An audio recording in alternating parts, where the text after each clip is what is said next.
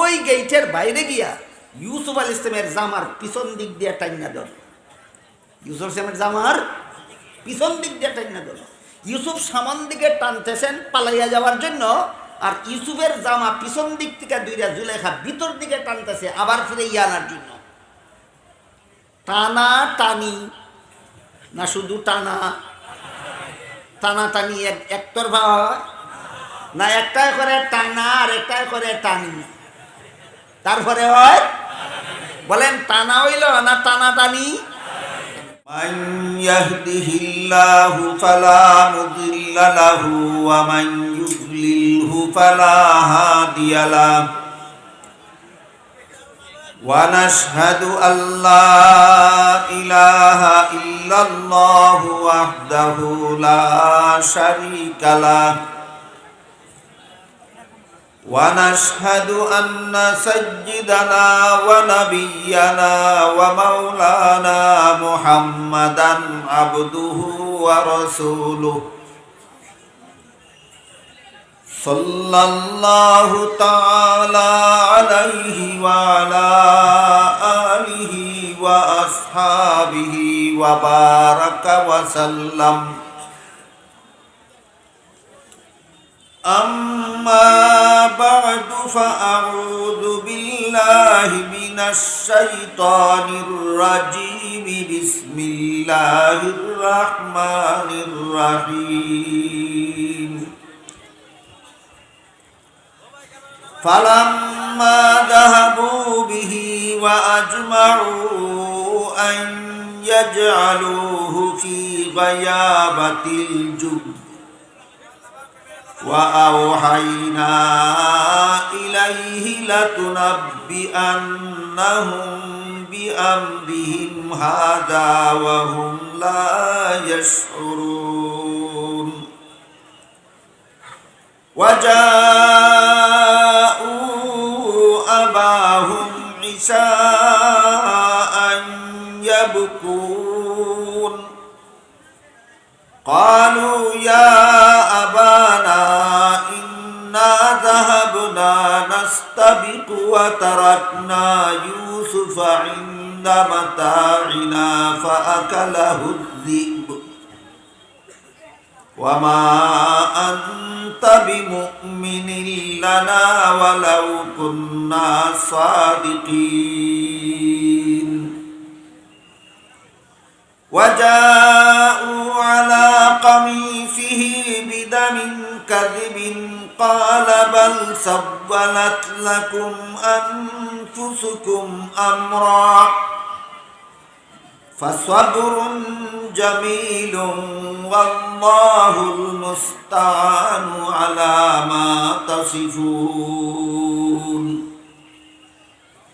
وجاءت سيارة فأرسلوا واردهم فألوى دلوه قال يا بشرى هذا غلام وأسروه بضاعة والله عليم بما يعملون وشروه بثمن بخس دراهم معدودة وكانوا فيه من الزاهدين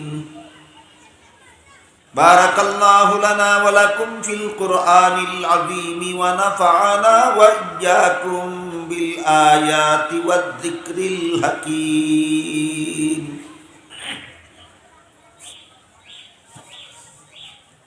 শ্রদ্ধেয় সভাপতি হযরত উলামায়ে কেরাম, সম্মানিত সুধী সমাজ, দূর দূরান্ত থেকে আগত সর্বস্তরের মুসলমান ভাইয়েরা আমার ও আমার পর্দানিসীন মা ও বোনেরা, সূরা ইউসুফের 15 নম্বর আয়াতে আল্লাহ বলেন, হযরত ইউসুফ আলাইহিস সালামের বড় 10 ভাই। তাদের মধ্যে যিনি সকলের বড় নাম ইয়াহুদা। ইয়াহুদার প্রস্তাবক্রমে ইউসুফ আলাইহিস সালামকে হত্যা করার প্রস্তাব পরিহার করে তাকে একটা অনাবাদী কুয়ায় নিক্ষেপ করার সিদ্ধান্ত গ্রহণ করে। ছোট 9 ভাই ইউসুফ আলাইহিস সালামকে হত্যা করার প্রস্তাব করেছে। বড় ভাই এই প্রস্তাব গ্রহণ না করে তাকে কোনো অনাবাদী কুয়ায় নিক্ষেপ করার প্রস্তাব করলে বাকিরা এই প্রস্তাবকেই সমর্থন করল। তারা 10 জন ঐক্যবদ্ধভাবে সিদ্ধান্ত নিল হযরত ইউসুফ আলাইহিস সালামকে কুয়ায় নিক্ষেপ করে দিবে। এই সিদ্ধান্ত করার পর আল্লাহ বলেন আওহাইনা ইলাইহি, আমি হযরত ইউসুফ আলাইহিস সালামের কাছে ওহী পাঠাইলাম। এরা 10 জন যখন সিদ্ধান্ত নিল ইউসুফ আলাইহিস সালামকে একটা অনাবাদী কুয়ায় নিক্ষেপ করে ফেলবে, তখন আল্লাহ বলেন এই সময় আমি হযরত ইউসুফ আলাইহিস সালামের কাছে ওহী পাঠাইলাম। এই ওহীর ব্যাপারে গত তারিখে একটু আলোচনা হয়েছে। ওহী শব্দের আবিধানিক অর্থ এমন গোপন ইশারা, যে ইশারা যে দিল আর যাকে দিল 2 জন বুঝে আর কেউ বুঝে না। সেদিন বলা হয়েছে, আল্লাহ কোরআনে অন্য আয়াতে বলেছেন মৌমাছির কাছে আল্লাহ ওহী পাঠান। এর আবিধানিক অর্থ হলো মৌমাছিকে আল্লাহ যে কুদরতি ইশারা দেন, মৌচাক থেকে বের হয়ে কোন দিকে কত মাইল গেলে মধু পাওয়া যাবে, যে আল্লাহর পক্ষ থেকে মৌমাছির অন্তরে ইশারা দেওয়া হয়। আল্লাহ জানেন কি ইশারা দিলেন, আর মৌমাছি বুঝে কি ইশারা দিলেন, আর কেউ বুঝে না। বাস আল্লাহর ইশারা মতো মৌমাছি চাক থেকে বের হয়ে যেখানে মধু আছে সেখানে যায়, মাইলের পর মাইল উড়ে যায় সেখানে, আবার সেখান থেকে মধু নিয়ে চাকে বেরো যায়। এই মৌমাছির কাছে আল্লাহর পাঠানো ওহীটা যেমন ভাবে আবিদানি করতে, সেদিন বলা হয়েছে হযরত মুসা আলাইহিস সালামের মায়ের কাছেও আল্লাহ ওহী পাঠাইছেন বলে উল্লেখ করেছেন কোরআনে, ওয়া আওহাইনা ইলা উম্মি মুসা। মৌমাছির কাছে আল্লাহ যে ওহী পাঠান সেটা পারিভাষিক ওহী নয়, সেটা আবিধানিক করতে ওহী, গোপন ইশারা।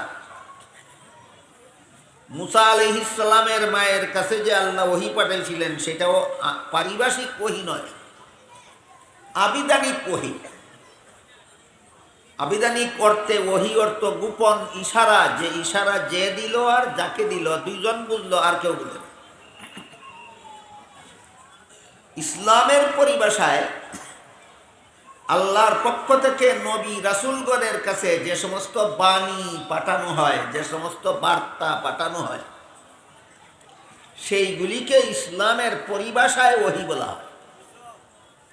পারিভাষিক ওহী শুধু নবীগণের কাছে পাঠানো হয়, আবিধানিক ওহী অন্যদের কাছেও পাঠানো হয়। মুসা নবীর মায়ের কাছেও পাঠানো হয়েছিল। আবিধানিক অর্থে ওহী মৌমাছির কাছেও পাঠানো হয়েছে। আবিধানিক অর্থে যেই জিনিসটাকে ওহী বলা হয়, এটার পারিভাষিক একটা নাম আছে এলহাম। যেই জিনিসটাকে আবিধানিক অর্থে ওহী বলা হয়, ওই জিনিসটার পারিভাষিক নাম হলো এলহাম। এলহামের মর্ম হলো আল্লাহর পক্ষ থেকে কারো অন্তরে কোনো ভালো কথা জাগ্রত করে দেওয়া।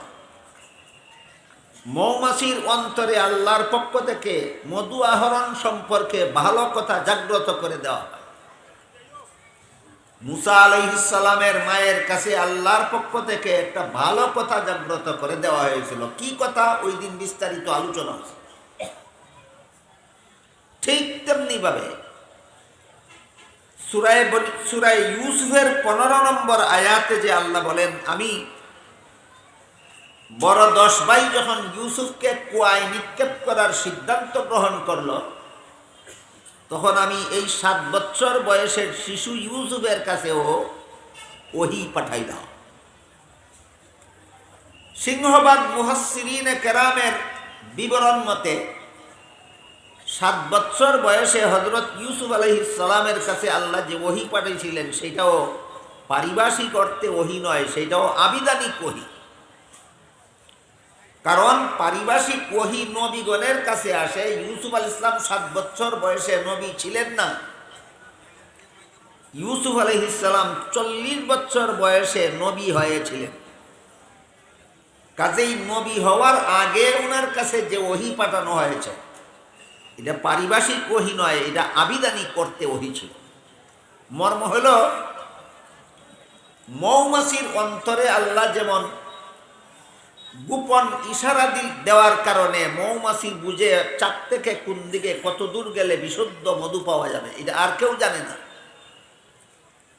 মুসা আলাইহিস সালামের মায়ের অন্তরে আল্লাহ যে গোপন ইশারা দেওয়ার কারণে তিনি বুঝতে পেরেছিলেন শিশু মুসা জন্ম হলে তার ব্যাপারে কি করতে হবে, আর কেউ জানে না।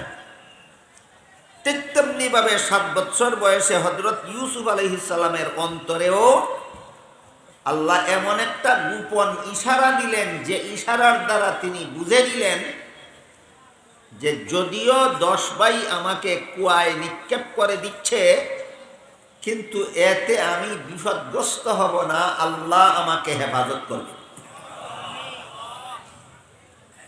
আল্লাহ হযরত ইউসুফ আলাইহিস সালামের অন্তরে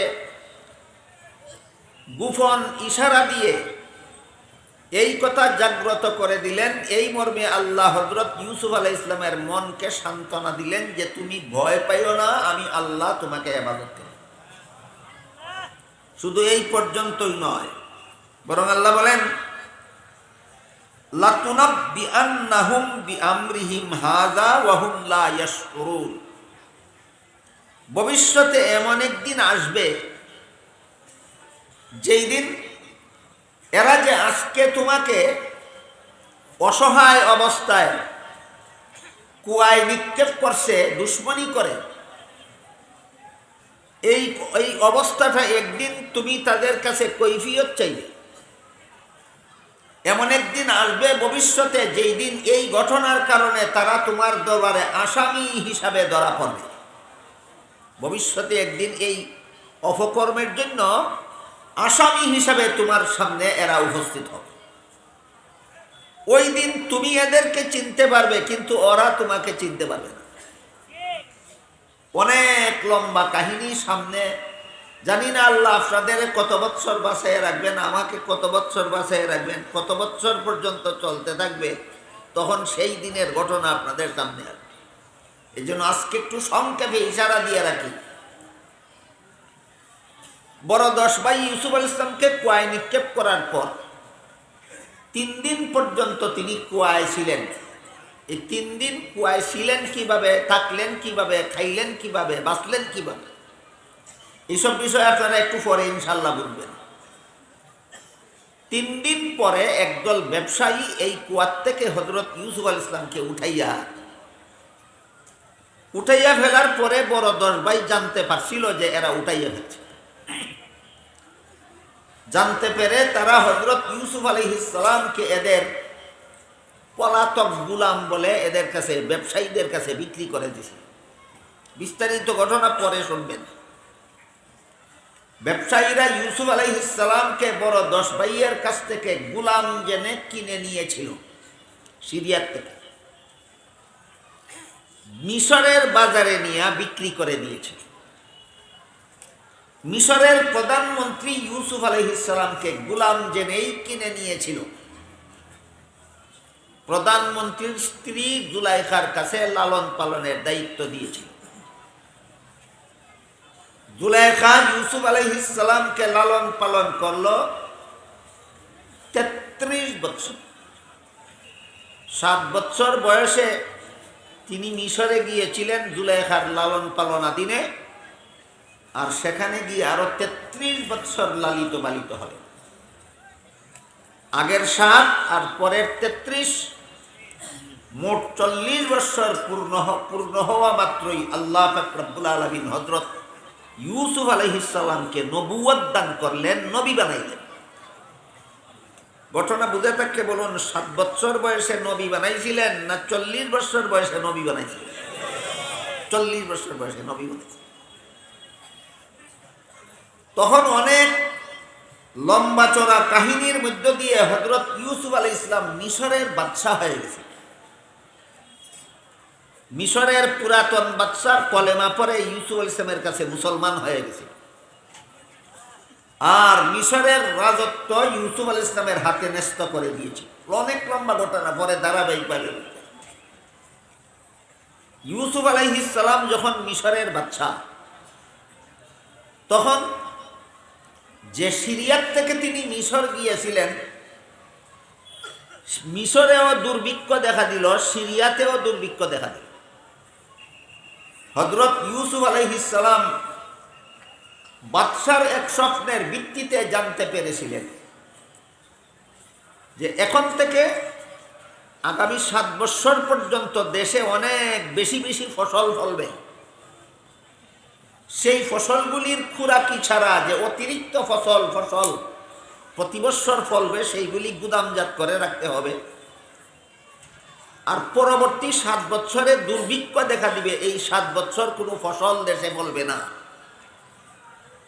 আগের 7 বছরের অতিরিক্ত ফসল পরের দুর্ভিক্ষের 7 বছরে জনগণকে বিতরণ করে দিতে হবে।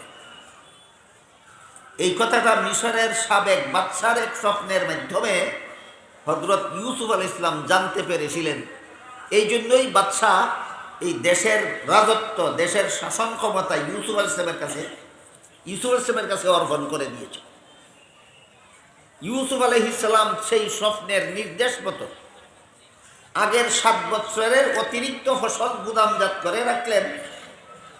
পরবর্তী 7 বছর যখন দুর্ভিক্ষ শুরু হইল, তখন ইউসুফ আলাইহিস সালাম মিশরের অভাবগ্রস্ত মানুষের মধ্যেও রিলিফের গম বিতরণ করা শুরু করলেন। ভিন্ন দেশের অভাবগ্রস্ত কেউ যদি মিশরে যাইতো সাহায্যের জন্য, রিলিফের মাল দেওয়ার জন্য, তাদেরকেও ইউসুফ আলাইহিস সালাম রিলিফের মাল দিতেন। এই সময় যে সিরিয়ার থেকে তিনি গেছিলেন, ওই সিরিয়াতেও দুর্ভিক্ষ চলতেছিল।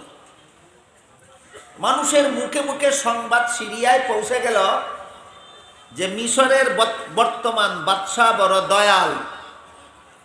এই বাদশা শুধু তার নিজের দেশের জনগণকে রিলিফের মাল দেয় না, ভিন্ন দেশের গরিব মানুষ সাহায্যের জন্য গেলে তাদেরকেও রিলিফের মাল দেয়।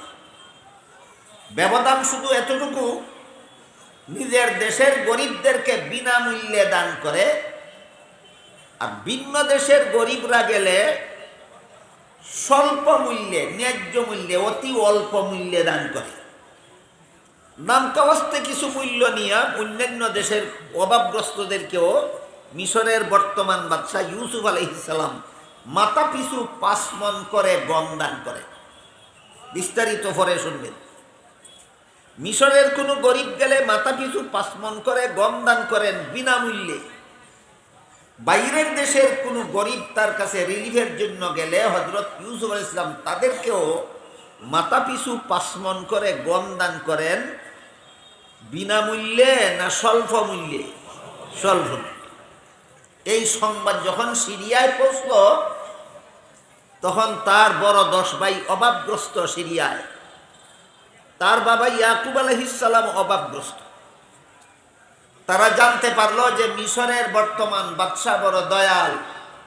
বাইরের দেশের মানুষ তার দেশে রিলিফের জন্য গেলে বাইরের দেশের মানুষকেও রিলিফের মাল দেয়। এই জন্য বড় 10 ভাই সিরিয়ার থেকে মিশর গিয়া উপস্থিত হইল ইউসুফ আলাইহিস সালামের দরবারে মাল নেওয়ার জন্য। তারা ইউসুফকে কুয়ায় নিক্ষেপ করেছিল 7 বছর বয়সে। আর বর্তমানে ইউসুফ আলাইহিস সালাম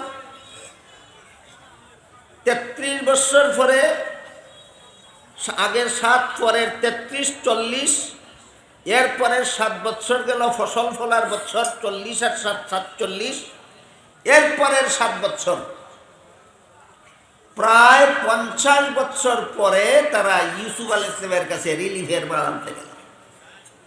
কুয়ায় নিক্ষেপ করছিল 7 বছরের সময়, আর 50 বছরের সময় আবার গিয়া মিশর গিয়া দেখা হইল। তখন তারা জানে না যে এই মিশরের বাদশা তাদের ছোট ভাই ইউসুফ। কয়েক দফা যখন মাল আনতে গেল, অনেক লম্বা বিস্তারিত ঘটনা, আপনারা ইনশাআল্লাহ বছরের পর বছর ধারাবাহিকভাবে শুনবেন।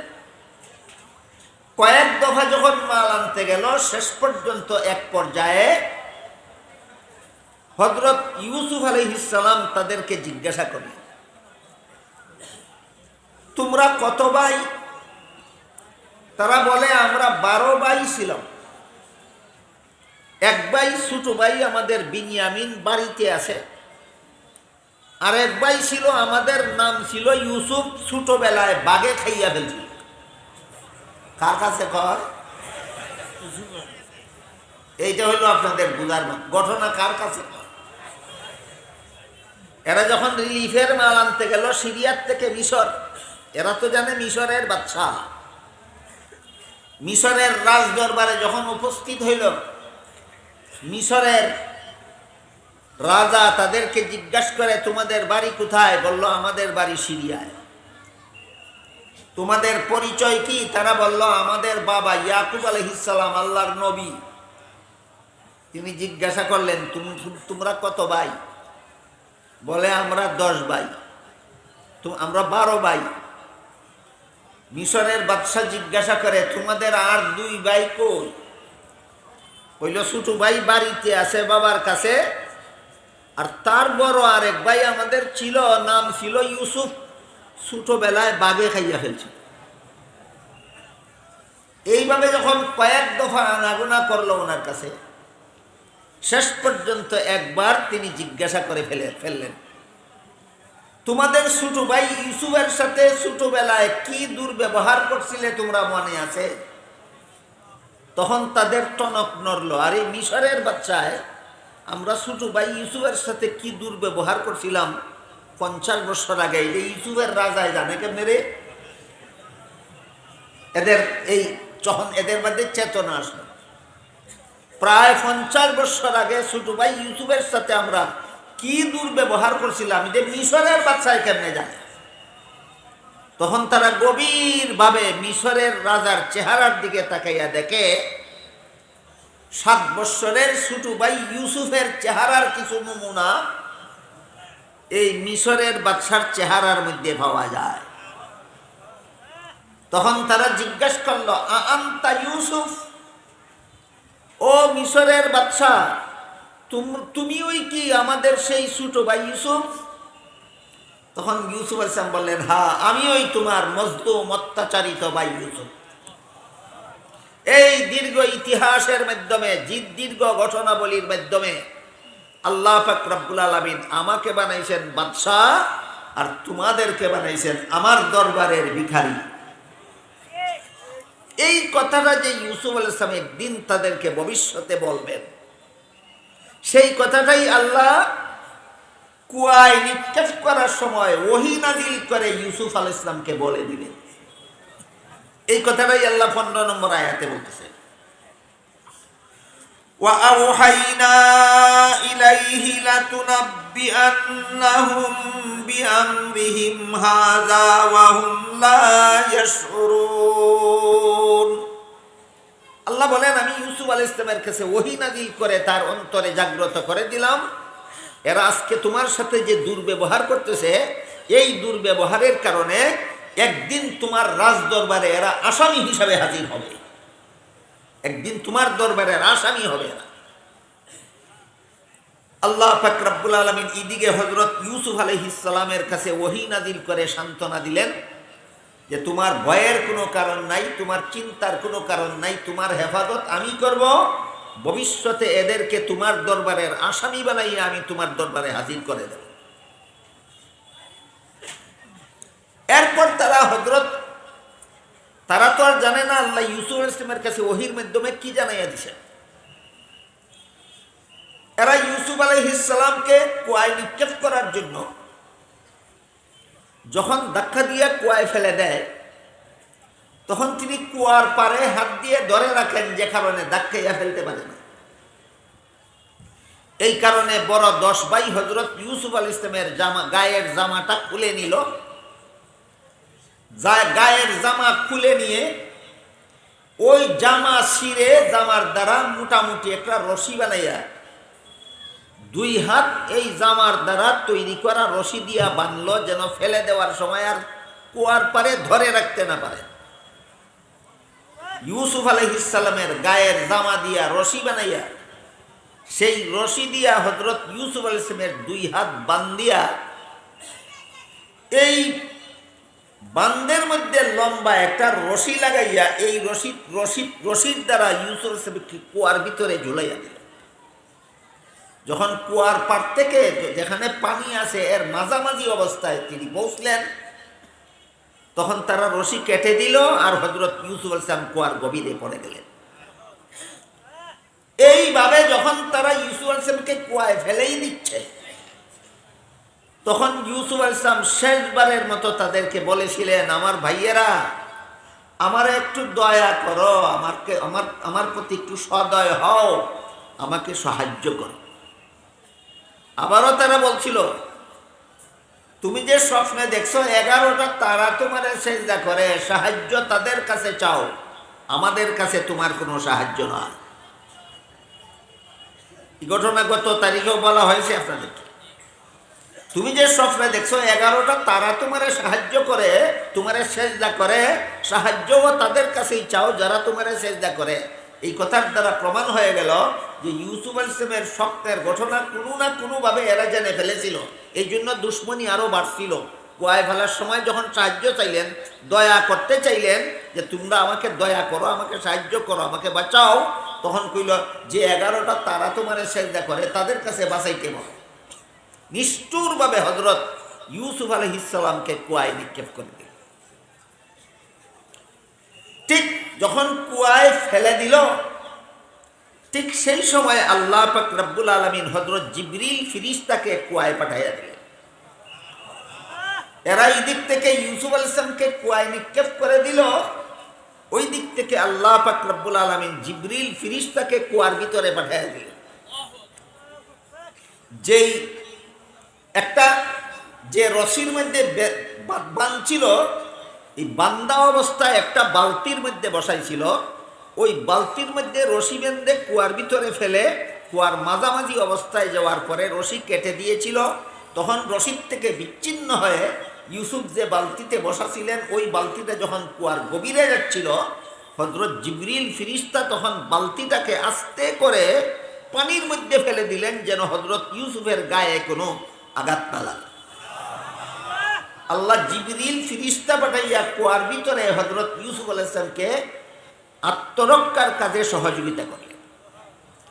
পানিতে পড়ার পর জিবরিল ফেরেশতা হযরত ইউসুফ আলাইহিস সালামকে বালতির থেকে বের করে ইউসুফ আলাইহিস সালামকে কুয়ার পাশে একটা পাথর ছিল, পাথরের এক অংশ পানির উপরে ভাসমান ছিল, ওইখানে জিবরিল ফেরেশতা তাকে বসাইয়া দিলেন।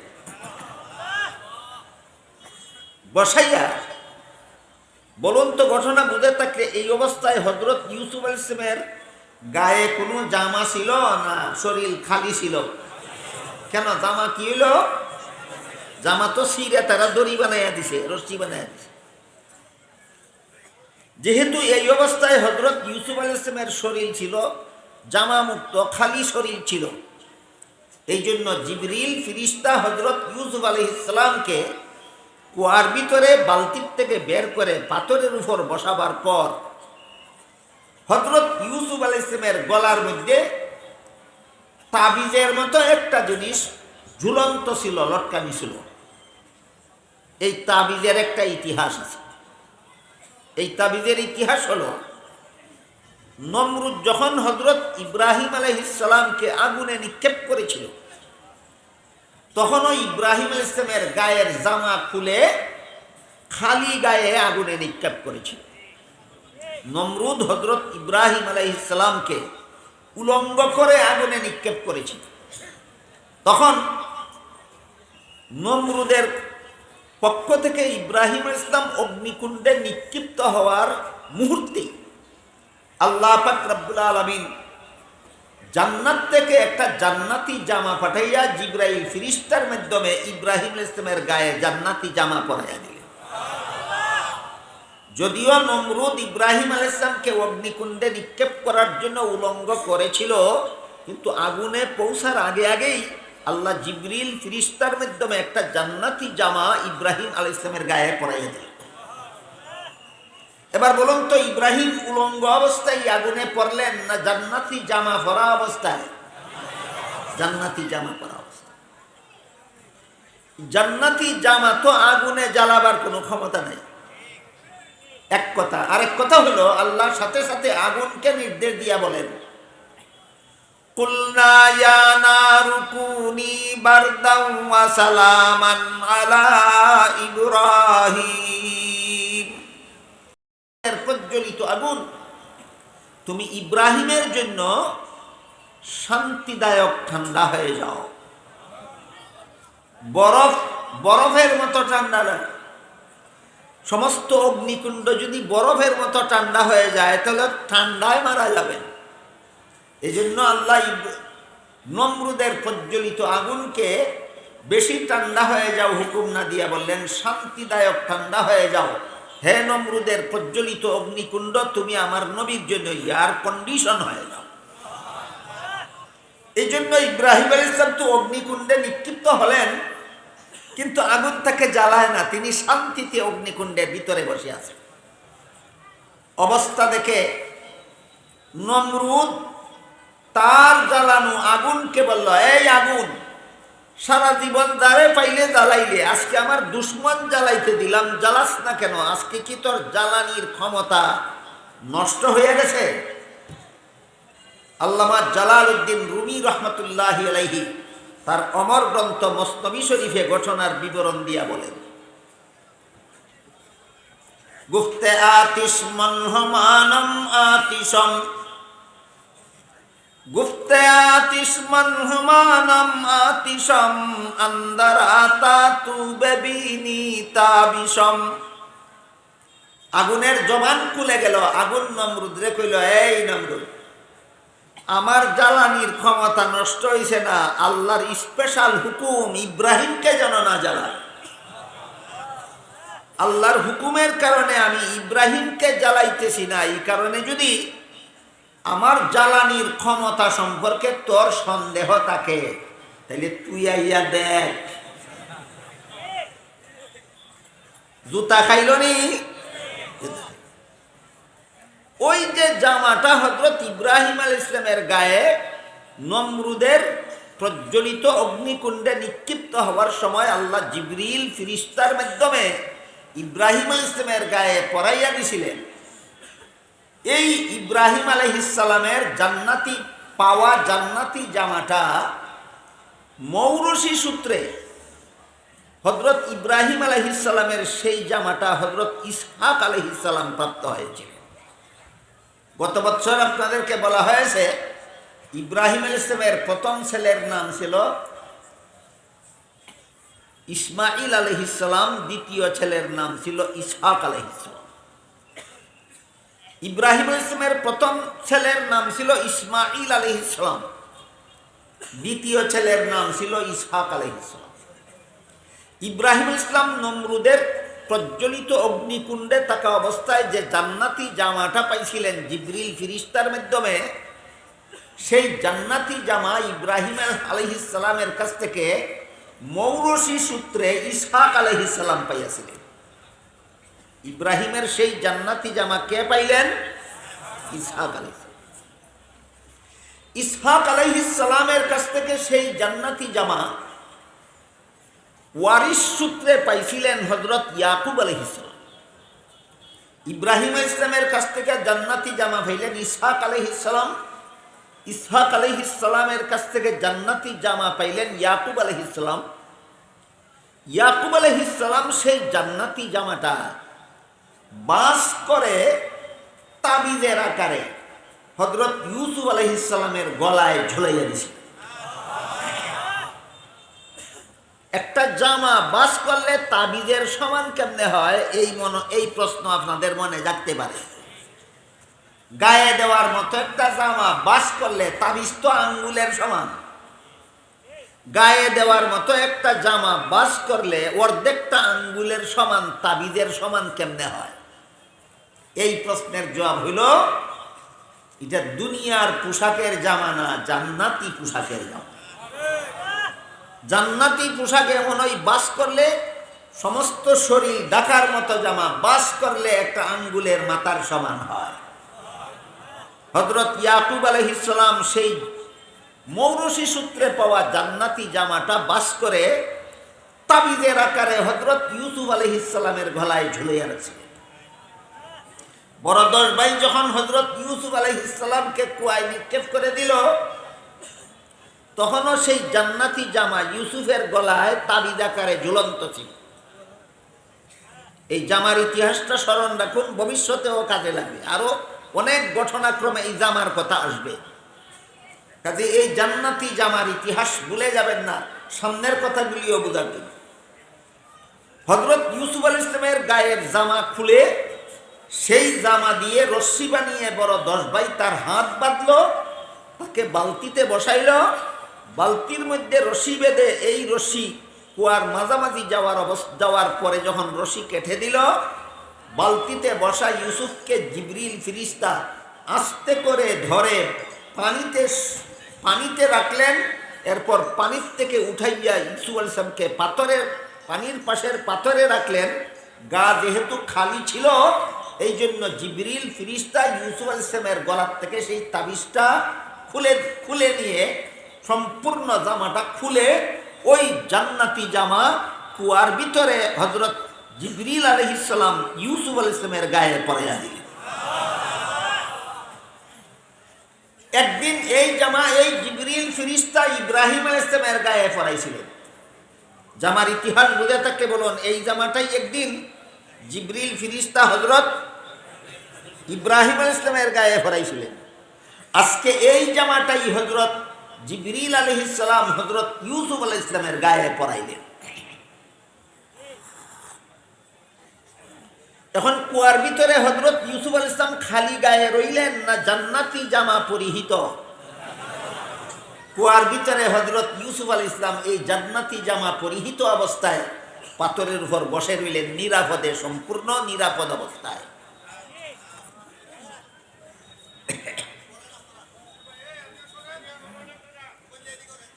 وجاءوا أباهم عشاء يبكون। ইউসুফ আলাইহিস সালামের বড় 10 ভাই, তার গায়ের অন্য কোনো জামা ওই কুয়ার কাছে জঙ্গলে একটা ছাগলের রক্ত দিয়ে মাখাইল। এক জামা তো সিরা হাত বেঁধে কুয়ায় নিক্ষেপ করলো। ইউসুফ আলাইহিস সালামের গায়ের অন্য জামা, হযরত ইউসুফ আলাইহিস সালামের গায়ের অন্য জামা ছাগলের রক্ত দিয়া মাখাইয়া, এই রক্ত মাখা জামা নিয়া বড় 10 ভাই বিকালবেলা বাড়িতে আসলো। এমত অবস্থায় তারা বাংলায় বলে মায়া কান্না, কৃত্রিম কান্না কানতে কানতে আসলো।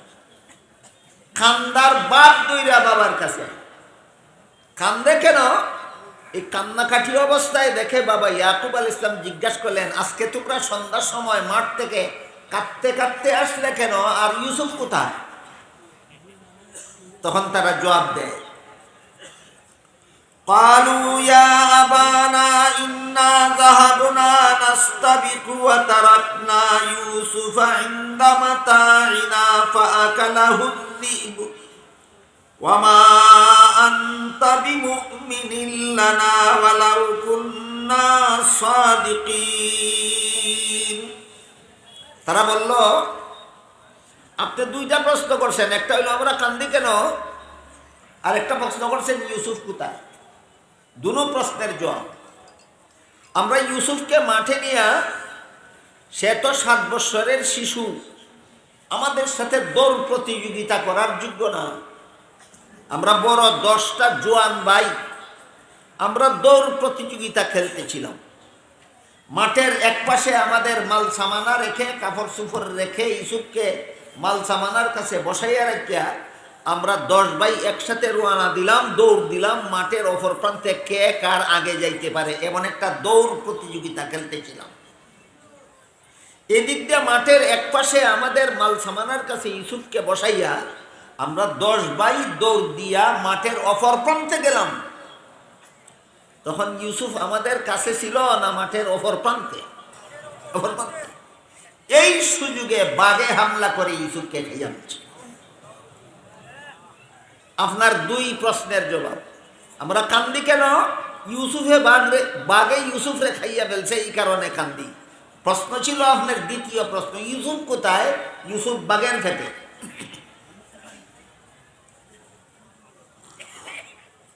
সাথে সাথে বলল, আমরা যে বলতেছি ইউসুফকে বাঘে খাইয়া ফেলছে, আপনি তো বিশ্বাস করবেন না, কারণ আমাদেরকে আগের থেকেই আপনার সন্দেহ ছিল, আপনি তো বিশ্বাস করবেন না।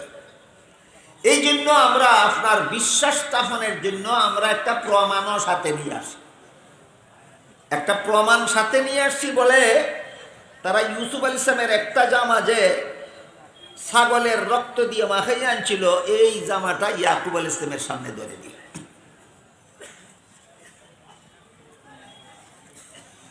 আল্লাহ বলেন, ওয়াজাউ আলা কামিসিহি বিদামিন কাযিবিন ক্বালা বাল সাওয়ালাত লাকুম আনফুসুকুম আমরান ফাসাবরুন জামিলুন ওয়াল্লাহুল মুস্তাআনু আলা মা তাসিফুন। এই মিশামিশি রক্ত মাখা জামা ইয়াকুব আলাইহিস সালামের হাতে যখন দিল, এরা ইয়াকুব আলাইহিস সালামকে মিথ্যা প্রমাণ করার জন্য, মিথ্যা কথাকে সত্য বলে প্রমাণ করার জন্য ইউসুফ আলাইহিস সালামের গায়ের জামা যখন রক্ত মাখে, তখন তাদের মাথায় ধরে নাই যে জামাটা যদি সিরা বিরা থাকে তাহলে তো বাঘে খাইছে প্রমাণ হইল, আর জামা যদি সিরা না থাকে, শুধু রক্ত মাখা থাকে, তখন তো প্রশ্ন জাগবে, এই জামা পরা অবস্থায় বাঘে আমার ছেলেরে সিরা বিরা খাইল, জামা কেমনে অক্ষত রইল? এই প্রশ্ন যে জাগবে, এটা তাদের মাথায় খেলে নেই, এটা তাদের মাথায় খেলে নেই। ফার্সি ভাষায় একটা প্রবাদ আছে, দরুব গুরা হাফেজা না বাসত। যারা মিথ্যা কথা নির্ভরশীল, এদের সত্য কথা স্মরণ থাকে না। মিথ্যা কথা যাদের পুঞ্জি, যারা মিথ্যা কথা কইয়া পার পাইয়া যায়, মিথ্যা কথা কইয়া সমাজকে দুঃখা দেয়, যারা মিথ্যা কথা কইয়া সত্য এড়াইয়া যায়, এরা যেহেতু মিথ্যা নির্ভরশীল, মিথ্যার উপরই এদের ভরসা, এই জন্য এরা সত্যের ধার ধারে না, সত্য এদের স্মরণও থাকে না।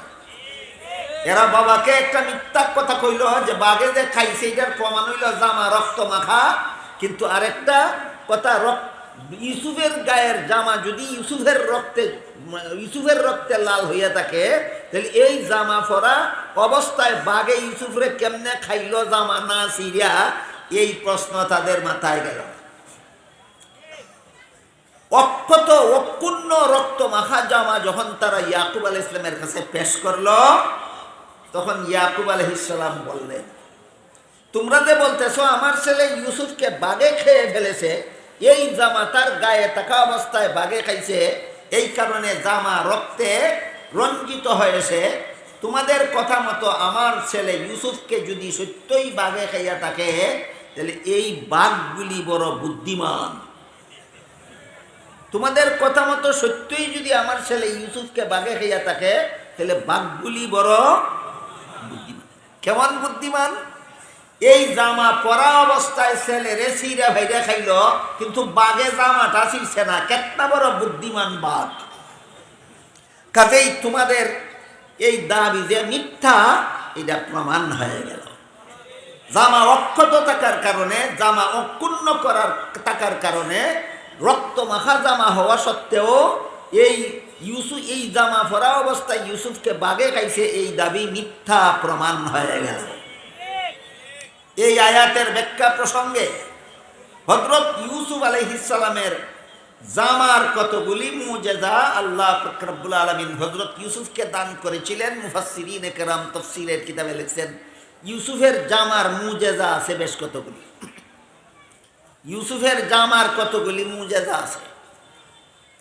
ইউসুফের জামার একটা মুজেজা হইল যেই জামা রক্ত মাখাইয়া আনছিল বাঘে খাইছে প্রমাণ করার জন্য, এই জামাই প্রমাণ করে দিল ইউসুফকে বাঘে খাইছে। এই জামার একটা রহস্য, এই ইউসুফের জামার একটা রহস্য। এই জামাই প্রমাণ দিল যে ইউসুফকে বাঘে খাইছে।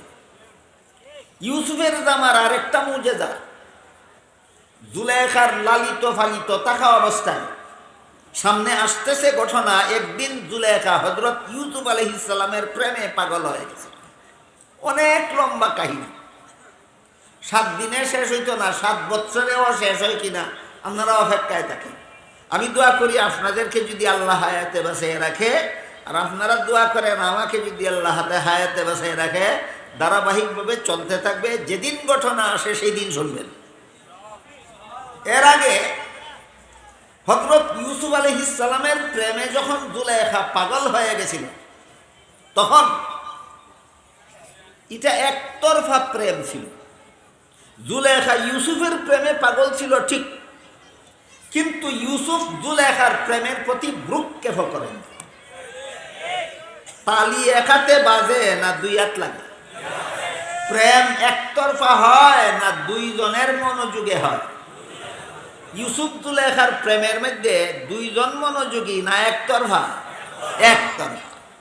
জুলেখা ইউসুফের প্রেমে পাগল, কিন্তু ইউসুফ জুলেখার প্রতি ভ্রুক্ষেপ করেন না। এতে জুলেখা তার মনের আশা পূরণ করতে পারতেছে না। এই জন্য জুলেখা শেষ পর্যন্ত একটা কৌশল করল। একটা ঘরকে সুন্দরভাবে বাসর ঘরের মতো সাজাইল। একটা ঘরকে জুলেখা সুন্দর করে বাসর ঘরের মতো সাজাইয়া হযরত ইউসুফ আলাইহিস সালামকে সেই ঘরের ভিতরে নিয়ে গেল।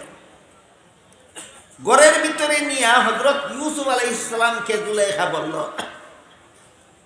মানাবাসম কে চুরুয়ে তুদিদম, মানাবাসম কে চুরুয়ে তুদিদম, তুরা জুমলা আলম্বর গজিদম, ফসন্দম গঞ্জ গৌহর দর বাহায়াত, দিল যাওক ফেকর দম দর হাওয়ায়াত।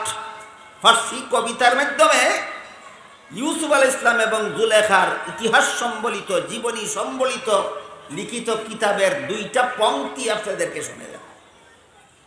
জুলেখা ইউসুফ আলাইহিস সালামকে সেই বাসর ঘরের মতো সাজানো রুমের ভিতরে নিয়ে চরমভাবে ইউসুফের কাছে নিজের প্রেম নিবেদন করল, যার সারমর্ম হইল, তোমার প্রেমে আমি পাগল, তোমার প্রেমে পাগল হয়ে আমার আহার নিদ্রা নাই, তোমার ভালোবাসায় আমার দানা পানির পেটে যায় না, কিন্তু তুমি আমার অবস্থা বুঝো না। আজকে তোমাকে আমার প্রেমের অবস্থা বোঝাবার জন্য এই রুমের ভিতরে এনেছি।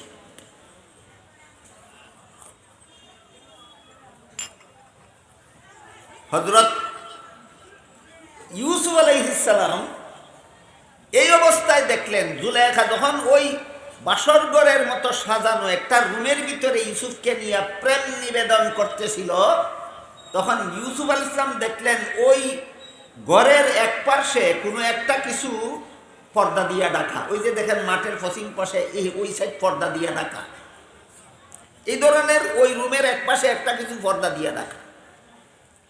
ইউসুফ আলাইহিস সালাম জুলেখার প্রেম নিবেদনের জবাব না দিয়া জুলেখারে জিজ্ঞাসা করলেন, এই রুমের এক পাশে পর্দা দিয়া কি ঢাকিয়া রাখছো তুমি? জুলেখা কয়, আমি যেই মূর্তিটার পূজা করি মূর্তিটা ঢাকিয়া রাখছি।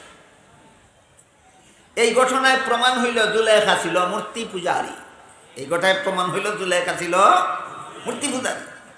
কিন্তু তাফসীরের কিতাবে উল্লেখ আছে শেষ পর্যন্ত জুলেখা কলেমা পড়ে মুসলমান হইল। জুলেখার স্বামী মিশরের প্রধানমন্ত্রী মারা গেল, মিশরের বাদশাহ মিশরের রাজত্ব ইউসুফ আলাইহিস সালামকে দান করে দিল। আর জুলেখা মুসলমান হওয়ার পর ইউসুফ আলাইহিস সালামের সাথে জুলেখার বিয়া হইল এবং তাদের ঘর থেকে সন্তানাদিও জন্ম হল। এটা ভিন্ন কথা, এটা ভিন্ন কথা। কিন্তু যখন ইউসুফ আলাইহিস সালামকে জুলেখা প্রেম নিবেদন করার জন্য খাস কামরায় নিয়ে গেছিল, তখনও জুলেখা মূর্তি পূজারী। তাই ইউসুফ আলাইহিস সালাম যখন জিজ্ঞাসা করলেন, তোমার এই কামরার এক পাশে পর্দা দিয়া কি ডাকিয়ে রাখছ? জুলেখা কইল, আমি যে এই মূর্তিটার পূজা করি এই মূর্তিটা ডাকিয়ে রাখছি। ইউসুফ আলাইহিস সালাম জিজ্ঞাসা করলেন, তুমি তো মূর্তিটার পূজাই করো, ডাক্কা রাখলা কেন? পূজার মূর্তি তো ডাক্কা রাখার কোনো দরকার নেই। ইউসুফ আলাইহিস সালামের প্রশ্নের জবাবে জুলেখায় কয়, এই মুহূর্তে আমি তোমার সাথে জিনা বেবিচার করব, এই মুহূর্তে আমি তোমার সাথে জিনা বেবিচার করব।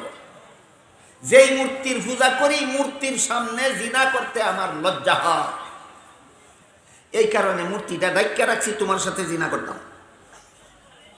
একেবারে খোলামেলা কথা, কোনো লুকাসাফি নেই, সৎসৎ কথা। এই মূর্তিটার পূজা করি আমি, এই মূর্তিটার সামনে তোমার সাথে অপকর্ম করতে আমার লজ্জা হয়, এই জন্য মূর্তি ডাক্কা রাখছি, যেন অবাধে নির্লজ্জ অবস্থায় নির্বিঘ্নে যেন আমি তোমার সাথে জিনা করতে পারি। হযরত ইউসুফ আলাইহিস সালাম জুলেখারে জিজ্ঞাসা করলেন, মূর্তির সামনে জিনা করতে লজ্জা হয় তোমার? তাহলে কি তোমার মূর্তি দেখে? মূর্তি যদি জিনা করতে দেখে তাইলে তো মূর্তির সামনে জিনা করতে লজ্জা হওয়ার কথা। তোমার মূর্তি দেখে কিনা বলো তো? জুলেখা কয়, না, আমার মূর্তি দেখে না। আপনারা কি জানেন, দুনিয়ার কোনো মূর্তি এদের সামনে যত ঘটনা ঘটুক মূর্তি দেখে? মূর্তি দেখেন। জুলেখা জবাব দিল, আমার পূজার মূর্তি তার সামনে যদি তোমার সাথে জিনা করি তবুও দেখবে না, কারণ আমার মূর্তির দেখার ক্ষমতা নাই, আমার মূর্তির দেখার ক্ষমতা নেই। এই জন্য মূর্তি এবং ছবি, কোনো প্রাণীর মূর্তি বানানো এবং কোনো প্রাণীর ছবি ছাপা ইসলামী শরীয়তের বিধানে হারাম ঘোষণা করা হয়েছে। প্রাণীর ছবি ছাপা হারাম, প্রাণীর কাঠামো তৈরি করা হারাম। কাঠামোর নাম মূর্তি, যেটা পদার্থ দিয়ে বানানো হয়, আর আকৃতির নাম ছবি, যেটা রঙের দ্বারা, তুলির দ্বারা, কালির দ্বারা দেওয়ালে অথবা কাগজে লেখা হয়। এক হাদিসে উল্লেখ আছে, নাহা রাসূলুল্লাহ সাল্লাল্লাহু আলাইহি ওয়াসাল্লাম আনিত তাসাবির ওয়াত তামাসিল। মর্ম হলো, আল্লাহর রাসূল ইসলাম ধর্মে আল্লাহর রাসূল প্রাণীর ছবি ছাপতেও নিষেধ করেছেন, প্রাণীর মূর্তি বানাতেও রাসূল নিষেধ করেছেন। ইসলাম ধর্মে মূর্তি বানানি হারাম, ইসলাম ধর্মে ছবি ছাপা হারাম। কটা জিনিস হারাম এখানে হইল, একটা হলো মূর্তি বানানি হারাম, আর একটা হলো ছবি ছাপানি হারাম।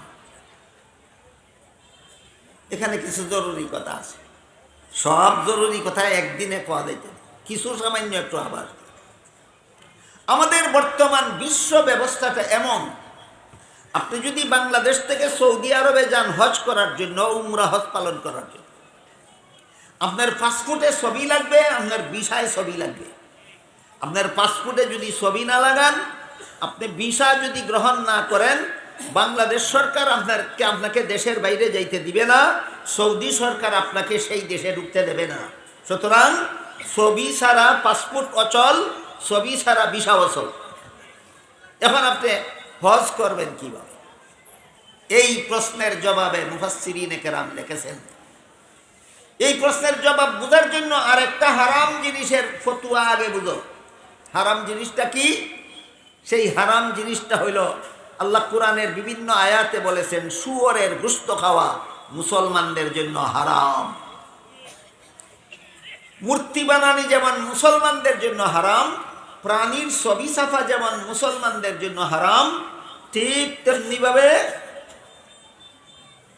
তেমনিভাবে শুয়োরের গোশত খাওয়াও মুসলমানদের জন্য। যে আয়াতে আল্লাহ বলেছেন শুয়োরের গোশত খাওয়া মুসলমানদের জন্য হারাম, ওই আয়াতের সাথে সাথে বলে দিয়েছেন ঠেকা বশত হারাম নয়। একই আয়াতে আল্লাহ বলেছেন শুকরের গোশত খাওয়া তোমাদের জন্য হারাম, সাথে সাথে বলে দিয়েছেন ঠেকা বশত হারাম নয়। এই ঠেকা বসতর ব্যাখ্যায় মুফাসসিরিনে কেরাম লিখেছেন, ঠেকা বসত বানিয়েছিল যেই লোকটা খানা পায় না এই জন্য খায় না, না খাইতে না খাইতে না খাইতে এখন মরণাপন্ন অবস্থা। এখন যদি না খায় তাহলে মরেই যাবে। এমত অবস্থায় কেউ যদি বলে আমার কাছে শুয়োরের গোশত আছে, ইচ্ছা করলে খাইয়া জান বাঁচাইতে পারো, এই লোকটা ঠেকা অবস্থায় জান বাঁচাবার জন্য ওই লোকটার কাছে শুয়োরের গোশত নিয়ে খাইয়া যদি জান বাঁচায় তাহলে তার জন্য হারাম হবে না। বুঝে থাকতে বলুন তো, শুয়োরের গোশত খাওয়া হারাম কি ঠেকা অবস্থায় না স্বাভাবিক অবস্থায়? স্বাভাবিক অবস্থায়। ঠেকা অবস্থায় হারাম থাকে না। ঠিক তেমনি ভাবে ছবি, প্রাণীর ছবির ব্যাপারেও মুফাসসিরিনে কেরাম, মুহাদ্দিসিনে কেরাম তাফসীরের কিতাবে হাদিসের ব্যাখ্যায় পরিষ্কারভাবে উল্লেখ করেছেন, প্রাণীর ছবি মুসলমান উম্মতের জন্য সাফা হারাম, ব্যবহার করা হারাম, সযত্নে রাখা হারাম, কিন্তু ঠেকা বশত হারাম নয়। এবার বলুন, যেই লোক মক্কা শরীফ যাইব হজ করত, পাসপোর্টের মধ্যে ছবি না লাগাইলে বাংলাদেশ সরকারেও যাইতে দিবে না, সৌদি সরকারেও ঢুকতে দিবে না, হজ তার উপর ফরজ। এই লোকে পাসপোর্টে ছবি লাগাবার জন্য ঠেকলো কিনা? ঠেকছে। এই ঠেকছে লোকের জন্য হারাম নয়। আমি আপনাদেরকে বুঝাবার চেষ্টা করেছি, শুয়োরের গোশত যেভাবে স্বাভাবিক অবস্থায় হারাম, ঠেকাবশত হারাম নয়, ঠিক তেমনিভাবে প্রাণীর ছবি ব্যবহার করা স্বাভাবিক অবস্থায় হারাম, ঠেকাবশত হারাম নয়। প্রাণীর ছবি ব্যবহার করা কি অবস্থায় হারাম? স্বাভাবিক অবস্থায় হারাম। কোন অবস্থায় হারাম নয়? ঠেকা অবস্থায় হারাম নয়। মূর্তি তো কোনো অবস্থায় হালাল হওয়ার কথা নয়, কারণ বর্তমান বিশ্ব ব্যবস্থায় এমন কোনো কথা নাই যে তোমার সাথে একটা মূর্তি না থাকলে তুমি দেশের বাইরে যেতে পারবে না। এমন কোনো ব্যবস্থা নাই যে তোমার সাথে মূর্তি না থাকলে তুমি নিজের দেশে ঢুকতে পারবে না, তোমার সাথে মূর্তি না থাকলে তুমি দেশের বাইরে যাইতে পারবে না। এমন কোনো ব্যবস্থা যেহেতু নাই, কাজেই মূর্তি ব্যবহার করার, মূর্তি বানাবার হালাল হওয়ার কোনো সুযোগ নাই। হ্যাঁ, ছবি হালাল হওয়ার সুযোগ আছে। পাসপোর্টে ছবি না থাকলে দেশের সরকার বাইরে যাইতে দিবে না, বাইরের সরকার তাদের দেশে ঢুকতে দিবে না। বুঝে থাকলে বলুন, মূর্তি ব্যবহার করার কোনো ঠেকা আছে না ছবি ব্যবহার করার ঠেকা আছে? ছবি ব্যবহার করার ঠেকা আছে, মূর্তি বানাবার কোনো ঠেকা নাই। সুতরাং যত মুসলমান যত মূর্তি বানায়, যত মূর্তি ব্যবহার করে, যত মূর্তি সযত্নে সংরক্ষণ করে, সবগুলি হারাম, হারাম, হারাম।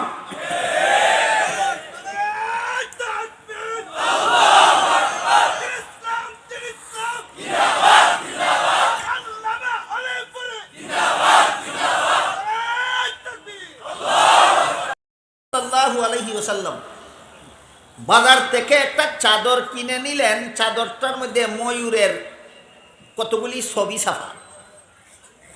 আপনারা লক্ষ্য করলে দেখতে পাবেন, বাজারে যত কাপড় কিনতে পাওয়া যায় এর মধ্যে অনেক কাপড়ে বিভিন্ন জিনিসের ছবি ছাপা থাকে। আল্লাহর রসুল বাজার থেকে এমন একটা চাদর কিনলেন, যেই চাদরটার মধ্যে বিভিন্ন ময়ূরের অনেকগুলি ছবি ছাপা। এই চাদরটা গড়ে নিয়ে লটকাইয়া রাখলেন। পরের দিন জিবরিল ফিরিস্তা ওহী নিয়ে আসলেন নবীর কাছে। অন্যান্য দিন জিবরিল ফিরিস্তা ওহী নিয়ে আসলে সরাসরি ঘরের ভিতরে নবীর কাছে যান। এই দিন জিবরিল ফিরিস্তা ওহী নিয়ে আসলেন, কিন্তু নবীর কাছে না গিয়া, নবীর ঘরে না ঢুকিয়া, নবীর ঘরের বাইরে দাঁড়ায়। নবী জিজ্ঞাসা করেন, ও জিবরিল ফিরিস্তা, যতদিন ওহী নিয়ে আসো আমার ঘরের ভিতরে আমার কাছে আসো, আজকে ওহী নিয়ে আসছো, কি ওহী? বাইরে দাঁড়িয়ে আসো কেন? আমার আমার আমার কাছে ঘরের ভিতরে আসো না কেন? জিবরিল বলেন, হুজুর, আজকে যে ওহী নিয়ে আসি সেই ওহীটা আগে বলি, তারপরে আপনি বুঝবেন কেন আপনার ঘরে আমি ঢুকি না। আজকের ওহীটা হইল, আজকের থেকে কিয়ামত পর্যন্ত আপনার জন্য, আপনার সমস্ত উম্মতের জন্য যা সকল প্রকার প্রাণীর ছবি ছাপা হারাম, সকল প্রকার প্রাণীর ছবি ব্যবহার করা হারাম, সকল প্রকার প্রাণীর ছবি সংরক্ষণ করা হারাম, এই ওহী আজকে নিয়ে আসছি। আইয়ে দেখি আপনার ঘরে ওই ছবি লটকাই। কি ওহী নিয়ে আসেন? আজকের থেকে আপনার জন্য, আপনার উম্মতের জন্য প্রাণীর ছবি ছাপা হারাম, প্রাণীর ছবি ব্যবহার করা হারাম, প্রাণীর ছবি সংরক্ষণ করা, হেফাজত করা, যত্ন করা হারাম। আইসা দেখি আপনার ঘরেই ময়ূরের ছবি ছাপা চাদর যত্ন করে লটকে রাখছেন। কাজে আপনার এই ময়ূরের ছবি ছাপা চাদরের কারণে আমি আপনার ঘরে ঢুকতে পারি না। আজকের থেকে কিয়ামত পর্যন্ত আপনার যে উম্মতের ঘরে কোনো প্রাণীর ছবি লটকানো থাকবে, সেই উম্মতের ঘরে আমি জিবরিল ফিরিস্তা এবং কোনো রহমতের ফিরিস্তা প্রবেশ করবে না। রাসূল বলেন, ও জিবরিল, ছবি লটকানি হারাম, ওহি লই আইছো আজকে। আমি ময়ূরের ছবি সাফা চাদর কিনছি গতকাল। ছবি লটকানি হারাম, ওহি লই আইছো আজকে। আমি ছবি সাফা চাদর কিনছি। বুঝে থাকতে বলেন তো, হারাম হওয়ার আগে কিনছে, হারাম হওয়ার পরে কিনছেন না হারাম হওয়ার আগের দিন? রসুল বলেন, আমি তো হারাম হওয়ার আগের দিন কিনছি। আমি যেদিন কিনছি ওই দিন তো ছবি আল্লাহর আইনে হারাম ছিল না। আজকে তুমি আল্লাহর আইন লই আইছো, ওহি লই আইছো, ছবি হারাম। আমার চাদরটা কি করব? জিবরিল বাইরে দাঁড়াই আছেন, ঘরের ভিতর থেকে নবী জিবরিলকে জিজ্ঞাসা করেন, আমার চাদরটা কি করব? জিবরিল বাইরে দাঁড়াইয়া কয় চাদরটা এমনভাবে সিরিয়ার টুকরা টুকরা করেন যেন প্রত্যেকটা ছবির শরীর যায় এক টুকরায় আর কেল্লা যায় আরেক টুকরায়। এই বলে জিবরিল নবীর ঘরের বাইরে দাঁড়াইয়া রয়েছেন, আর নবী নিজের চাদরটার মধ্যে যতগুলি ময়ূরের ছবি ছিল সবগুলি ছবি এমনভাবে সিরার টুকরা টুকরা করলেন যে প্রত্যেকটা ছবির কেল্লা গেল এক টুকরায় আর শরীর গেল আরেক টুকরায়। বলুন তো, এই চাদরটা আর কতদিন গায়ে দেওয়া যাবে? তারপর জিবরিল ফিরিস্তা মুহাম্মাদুর রাসূলুল্লাহর ঘরে প্রবেশ করলেন। আমি দুঃখিত, ছবি সম্পর্কে আমাদের ছবির পাপের বন্যায় বর্তমান দুনিয়ার মুসলমান ভেসে যাচ্ছে। কোন পাপের বন্যায়? বেশ কতগুলি পাপের বন্যায় মুসলমান উম্মত ভাসিয়া যাইতেছে। যে সমস্ত পাপের বন্যায় বর্তমান দুনিয়ার মুসলমান ভেসে যাচ্ছে, এর মধ্যে একটা হলো হারাম ছবির বন্যায় বর্তমান দুনিয়ার মুসলমান উম্মত ভেসে যাচ্ছে। 2 নম্বর হারাম গানের হারাম, গান শোনার হারাম, হারাম কাজে মুসলমান দিন রাত 24 ঘন্টা লিপ্ত। 3 নম্বর হারাম বাজনা শোনার হারাম, গান শোনার হারামে উম্মত লিপ্ত, বাজনা শোনার হারামে উম্মত লিপ্ত, বেপরদা চলার হারামে উম্মত লিপ্ত।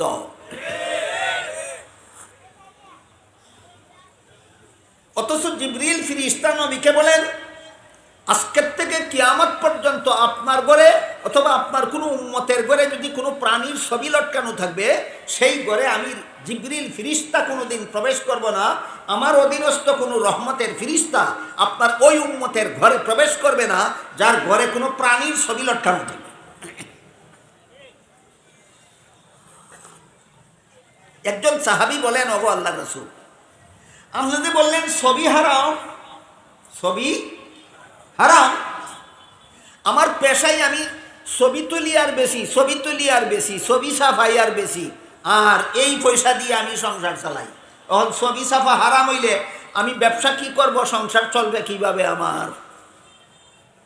বলেন, নবী বললেন ছবি হারাম। সাহাবী প্রশ্ন করলেন, ছবি হারাম হইলে আমি সংসার চালাবো কিভাবে, রুজি রোজগার করব কিভাবে? জবাবে রাসূল করিম সাল্লাল্লাহু আলাইহি ওয়াসাল্লাম বলেন, আল্লাহর লক্ষ লক্ষ কোটি কোটি জিনিসপত্রের জগতে মাত্র 2টা ছবি হারাম। একটা মানুষের ছবি আর একটা জীব জানোয়ারের ছবি, মাত্র 2টা ছবি হারাম। রাসূল কি বলেছেন? কটা ছবি হারাম? 2টা ছবি হারাম।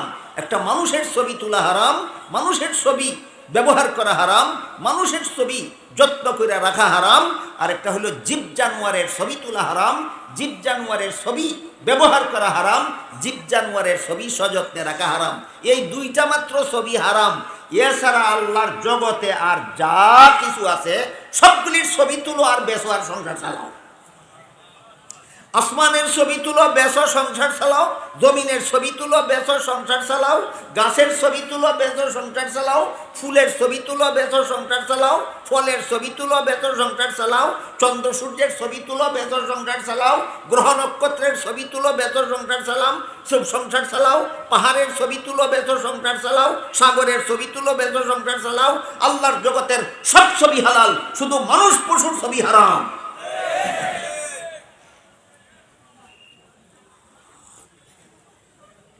জিবরিল কি বলছেন? আজ থেকে কিয়ামত পর্যন্ত যার ঘরে ছবি লটকানো থাকবে, কত ধরনের মানুষ আর পশু, এই তার ঘরে রহমতের কোনো ফিরিস্তা প্রবেশ করবেন না। এতটুকু কথা বোঝার পরে বর্তমান সমাজের মুসলমানের মরণকালে যেন রহমতের ফিরিস্তা তার ঘরে প্রবেশ করতে না পারে, এমন ব্যবস্থা কেমন ভাবে মজবুত করে রেখেছে এবার শুনুন। আল্লাহ পাক রব্বুল আলামিন বলে, ইন্নাল্লাযীনা ক্বালু রাব্বুনাল্লাহু সুম্মা ইসতাকামু তাতানাজ্জালু আলাইহিমুল মালাইকাতু আল্লা তাখাফু ওয়া লা তাহজানু ওয়া আবশিরু বিল জান্নাতিল্লাতী কুনতুম তুআদুন। আল্লাহ বলেন, যারা আমি আল্লাহকে রব স্বীকার করবে আর মরণ পর্যন্ত আমি আল্লাহর বিধান পালনে অটল থাকবে। দুই কাজ, আল্লাহরে রব মানে আর মরণ পর্যন্ত আল্লাহর বিধান পালনে অটল থাকে। এদের মরণকালে শয়তান এদেরকে বেঈমান বানাবার জন্য যতই চেষ্টা করুক না কেন, আমি রহমতের ফিরিস্তা পাঠাইয়া তাকে ঈমান নিয়া মরণের কাজে সাহায্য করব। একটা মানুষকে বেঈমান বানাবার জন্য শয়তান সারা জীবন যত মেহনত করে, যত চেষ্টা করে, মরণকালে তার চেয়ে বেশি চেষ্টা করে। আমার কথা বুঝে থাকলে বলেন, একটা ইমানদারকে বেঈমান বানাবার জন্য শয়তান সারা জীবন যে পরিমাণ মেহনত করে, মরণকালে তার চেয়ে বেশি করে। একটা ইমানদারকে মরণকালে বেঈমান বানাবার জন্য শয়তান কি পরিমাণ চেষ্টা করে, উদাহরণ দিয়া হাদিস শরীফে আল্লাহ রাসূল বলেছেন, যেই মানুষটার মা বাবা আগেই মারা গেছিল, এমন একটা মুমিন মুসলমানের মরণকালে একটা শয়তান তার মরা মায়ের সুরত ধরে, আর একটা শয়তান তার মরা বাপের সুরত ধরে তার কাছে যায়, গিয়া বলে, আমরা দুইজন তোমার মতো ইসলামের বিধান পালন করেছিলাম জাহান্নাম থেকে বাঁচার জন্য, মইরা দেখি ইসলাম পালন করার কারণে জাহান্নামী হইলাম। তোমার এখনো সময় বাকি আছে, এক্ষুনি আজরাইল তোমার জান বের করে নিয়ে যাইবে। এই মুহূর্তে তুমি যদি বলতে পারো ইসলামের বিধান যা মানার মানছি আর মানি না, তাইলে আমরা মা বাবা জাহান্নামী হয়েছি, তুমি জাহান্নাম থেকে বাঁচতে পারবা। তোমাকে এই পরামর্শ দেওয়ার জন্য আমরা তোমার মা বাবা দুইজন মরণকালে তোমার কাছে আসছি। রাসূলের বর্ণনা বুঝে থাকতে বলুন, সত্যই এরা দুইটা ওই লোকটার মা বাবা না মারুফি বাপরূপী শয়তান? মুফাসসিরিনে কেরাম তাফসীরের কিতাবে লেখেন, যেই মুহূর্তে তার মারুফি বাপরূপী শয়তানে কইব যে আমরাও ইসলামের বিধান পালন করছিলাম জাহান্নাম থেকে বাঁচার জন্য, মইরা দেখি ইসলাম মানার কারণে জাহান্নামী হইলাম, তোমার এখনো সময় আছে, তুমি এখনই বলে ফেলো ইসলাম যা মানার মানছি আর মানি না, তুমি মরলেই জান্নাতে যাবে। এই মুহূর্তে যারা মরণ পর্যন্ত আল্লাহর হালাল হারামের বিধান পালনে অটল ছিল, আল্লাহ বলেন এদেরকে শয়তানের এই দুকাত থেকে হেফাজত করার জন্য রহমতের ফিরিস্তা তার কাছে পাঠাইয়া দেব। মুফাসসিরিনে কেরাম তাফসীরের কিতাবে লিখেছেন, রহমতের ফিরিস্তা তার কাছে আসা মাত্রই ওই লোকটা চিনে ফেলবে, এটা তো আমার মা না, একটা শয়তানে আমার মার সুরত ধারণ করেছে। ওইটা তো আমার বাপ না, একটা শয়তানে আমার বাপের সুরত ধারণ করেছে। বলুন তো, মারূপী শয়তান বাপরূপী শয়তানকে মুমূর্ষগ্রস্ত লোকটা চিনতে পারবে কখন? রহমতের ফিরিস্তা তার ঘরে আসবে যখন। রহমতের ফিরিস্তা তার ঘরে আসবে যখন। তাফসীরের কিতাবে লেখা আছে, রহমতের ফিরিস্তা ঘরে আসার পরে চিনতে পারবে এটা আমার মা না, এটা একটা শয়তানে আমার মার সুরত ধরছে, ওইটা আমার বাপ না, একটা শয়তানে আমার বাপের সুরত ধরছে। রহমতের ফিরিস্তা তার কাছে এসে বলবেন, ইস্তাকিম ইস্তাকিম ইস্তাকিম, ইসলামের বিধানে যেমন সারা জীবন অটল ছিলে, মরণকালে অটল থাকো। এইভাবে রহমতের ফিরিস্তা পাঠাইয়া আল্লাহ তাকে ঈমান নিয়ে মরণের কাজে সাহায্য করে। বুঝে থাকতে বলেন, আল্লাহর পাঠানো রহমতের ফিরিস্তার সাহায্য ছাড়া কেউ ঈমান নিয়ে মরতে পারবে? সাহায্যটা কেমনে করবে? রহমতের ফিরিস্তা মরণকালে তার ঘরে আসে, রহমতের ফিরিস্তা দেখলে পরে সে শয়তান চিনতে পারে। এখন যদি আপনি আপনার ঘরে আজরাইল ঢুকার আগেই আপনার বাবার ছবিটা যদি ঘরে লটকে রাখেন, আপনার দাদার ছবিটা যদি ঘরে লটকে রাখেন, আপনার মায়ের ছবিটা যদি ঘরে লটকে রাখেন, আপনার বিবির ছবিটা যদি ঘরে লটকে রাখেন, আপনার আদরের ছেলে মেয়ের ছবিটা যদি ঘরে লটকে রাখেন, আপনি কুকুর বিড়াল শ্রীগালের ছবি যদি ঘরে লটকে রাখেন, রহমতের ফিরিস্তা আল্লাহ রাসূল বলেন লা তাদখুলুল মালাইকাতু বাইতান ফিহি কালবুন আও তাসবির, যেই ঘরে বিলাসিতার কুত্তা লালন পালন করা হয় ওই ঘরে রহমতের ফিরিস্তা প্রবেশ করে না, আর যেই ঘরে বিলাসিতার ছবি লটকানো হয় ওই ঘরে রহমতের ফিরিস্তা প্রবেশ করে না। আপনি আগের থেকেই আপনার ঘরের মধ্যে বাপের ছবি, মায়ের ছবি, ছেলের ছবি, মেয়ের ছবি লটকে রাখছেন, রহমতের ফিরিস্তা আসতে পারবে মরণকালে, আপনাকে ঈমান নিয়ে মরণের কাজে সাহায্য করতে পারবে না। সুতরাং ঈমান নিয়ে মরতে চাইলে অবশ্যই ঘরকে ছবি দিয়া সাজানো দরকার। না তো এখানে বসে বললেন, বাড়ি গিয়াও না যেন না না তাকে, বাড়ি যাওয়ার পরে না যেন হা না হয়। গেল ঘরের খবর, এবার আসেন তো মোবাইলের খবর। এই যে আপনার এই মুহূর্তে আমার হাত থেকে কেউ মোবাইলটা নিয়ে যান, যদি এইটার ভিতরে কোনো মানুষের ছবি সেভ করা পান, যদি এইটার ভিতরে কোনো পশু জীব জানোয়ারের ছবি যদি সেভ করা পান, আমার মোবাইলটা আগুন দিয়ে পুড়িয়ে ফেলবেন এবং নিজের হাতে দুইটা কান কাটলামো, আর জীবনে কোনোদিন ছবি হারাম বলবো না। তাহলে আমার কথায় কি বুঝলেন? আমার মোবাইলে কোনো হারাম ছবি সেভ করা আছে নাকি? এই জন্য আমার সাহসও আছে, অধিকারও আছে ছবি ব্যবহারকে হারাম বলা। যে সমস্ত মৌলবীরার মোবাইলের মধ্যে হারাম ছবি সেভ করা থাকে, এরা পাওয়ারলেস। ফিউজ ব্যাটারি চিনেন? ফিউজ বাল্বের সাথে কানেকশন দিলে জ্বলে না? জ্বলে না। মৌলবী কোন সময় পাওয়ারলেস হয়? মৌলবীর মোবাইলে যদি হারাম ছবি সেভ করা থাকে, মৌলবীর মোবাইলে যদি তার আল্লাদের সন্তানের ছবি সেভ করা থাকে, মৌলবীর মোবাইলে যদি তার আল্লাদের বিবির ছবি সেভ করা থাকে, মৌলবীর মোবাইলে যদি তার আল্লাদের মা বাপের ছবি সেভ করা থাকে, বুকের ফাটা এইরকম থাকে না, জনগণকে বলবে ছবি সেভ করে রাখা হারাম।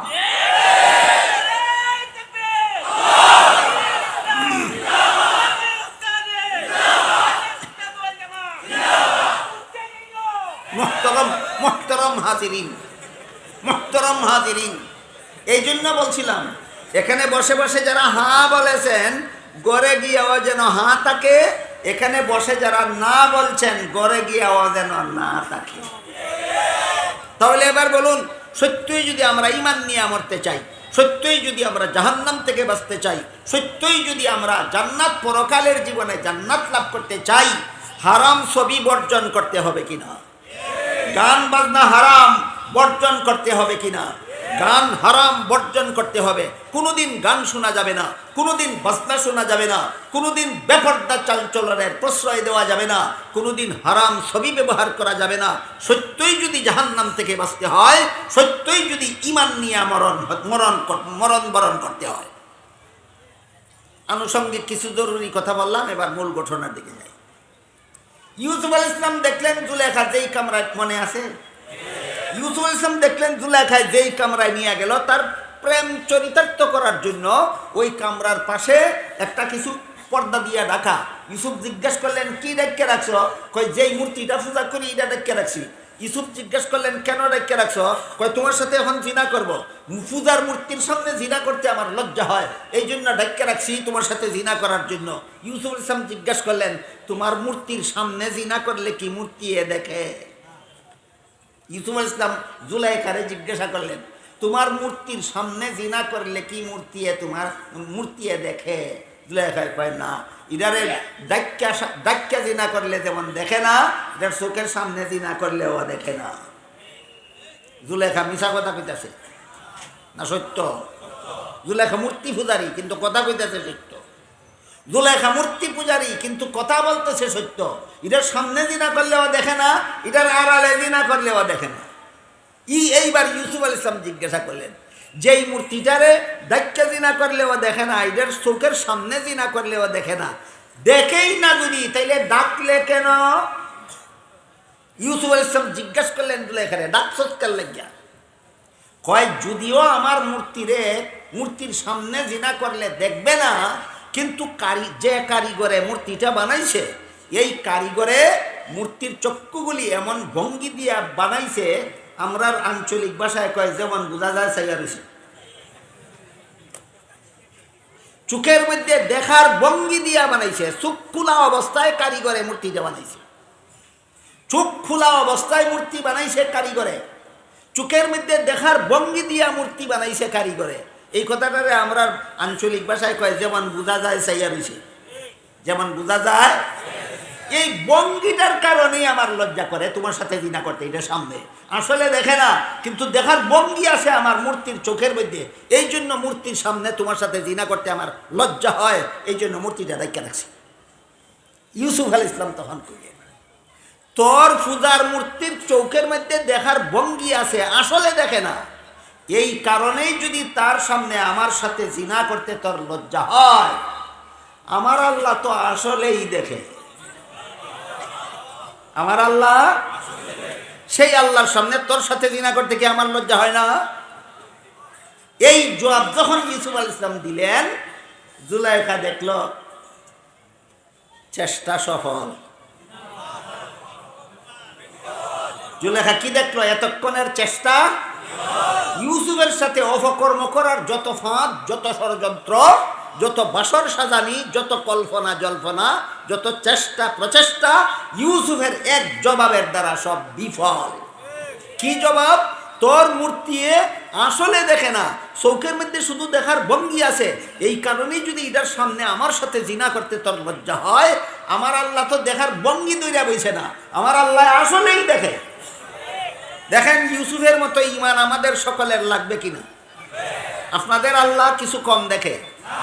আপনাদের আল্লাহ মূর্তি যেমন দেখে না, মুসলমানের আল্লাহও দেখে না? না, মুসলমানের আল্লাহ সদা সর্বদা পরিপূর্ণভাবে সবকিছু দেখে, সবকিছু দেখে। আমার আল্লাহ তো আসলেই দেখে। সুতরাং এই আল্লাহর সামনে তোর সাথে আমি কোন লাজে জিনা করব, সুতরাং আমার পক্ষে সেটা সম্ভব নয়। এই বলে হযরত ইউসুফ আলাইহিস সালাম জুলেখার সামন থেকে দৌড় দিলেন বেরিয়ে যাওয়ার জন্য, পালিয়ে যাওয়ার জন্য। সম্ভবত কত বছর বলা হয়েছে, এই কামরাটার মধ্যে ঢুকতে জুলেখা ইউসুফ আলাইহিস সালামকে নিয়ে 7টা গেট পার হইয়া আসছিল। এই কামরার ভিতরে ঢুকতে কতটা গেট পার হইয়া আসছিল? প্রত্যেকটা গেটের ভিতরে ঢুকছে, আর জুলেখা নিজের হাতে তালা দিছে ভিতর দিয়া। আরেকটা গেটের ভিতরে ঢুকিয়া আবার তালা দিছে, আরেকটা গেটের ভিতরে ঢুকছে, ঢুকে ভিতরে তালা দিছে। 7টা গেটে তালা দিয়া ভিতরে নিয়া হযরত ইউসুফ আলাইহিস সালামের সাথে ইউহকর্মের চেষ্টা যখন চালাইছে, হযরত ইউসুফ আলাইহিস সালাম এই জবাব দিয়া যে আমার আল্লাহ তো আসলেই দেখে, তোর সাথে জিনা করার সাহস আমার নাই, কোন লাজে তোর সাথে জিনা করব, এই কথা বলে হযরত ইউসুফ আলাইহিস সালাম দৌড় দিলেন।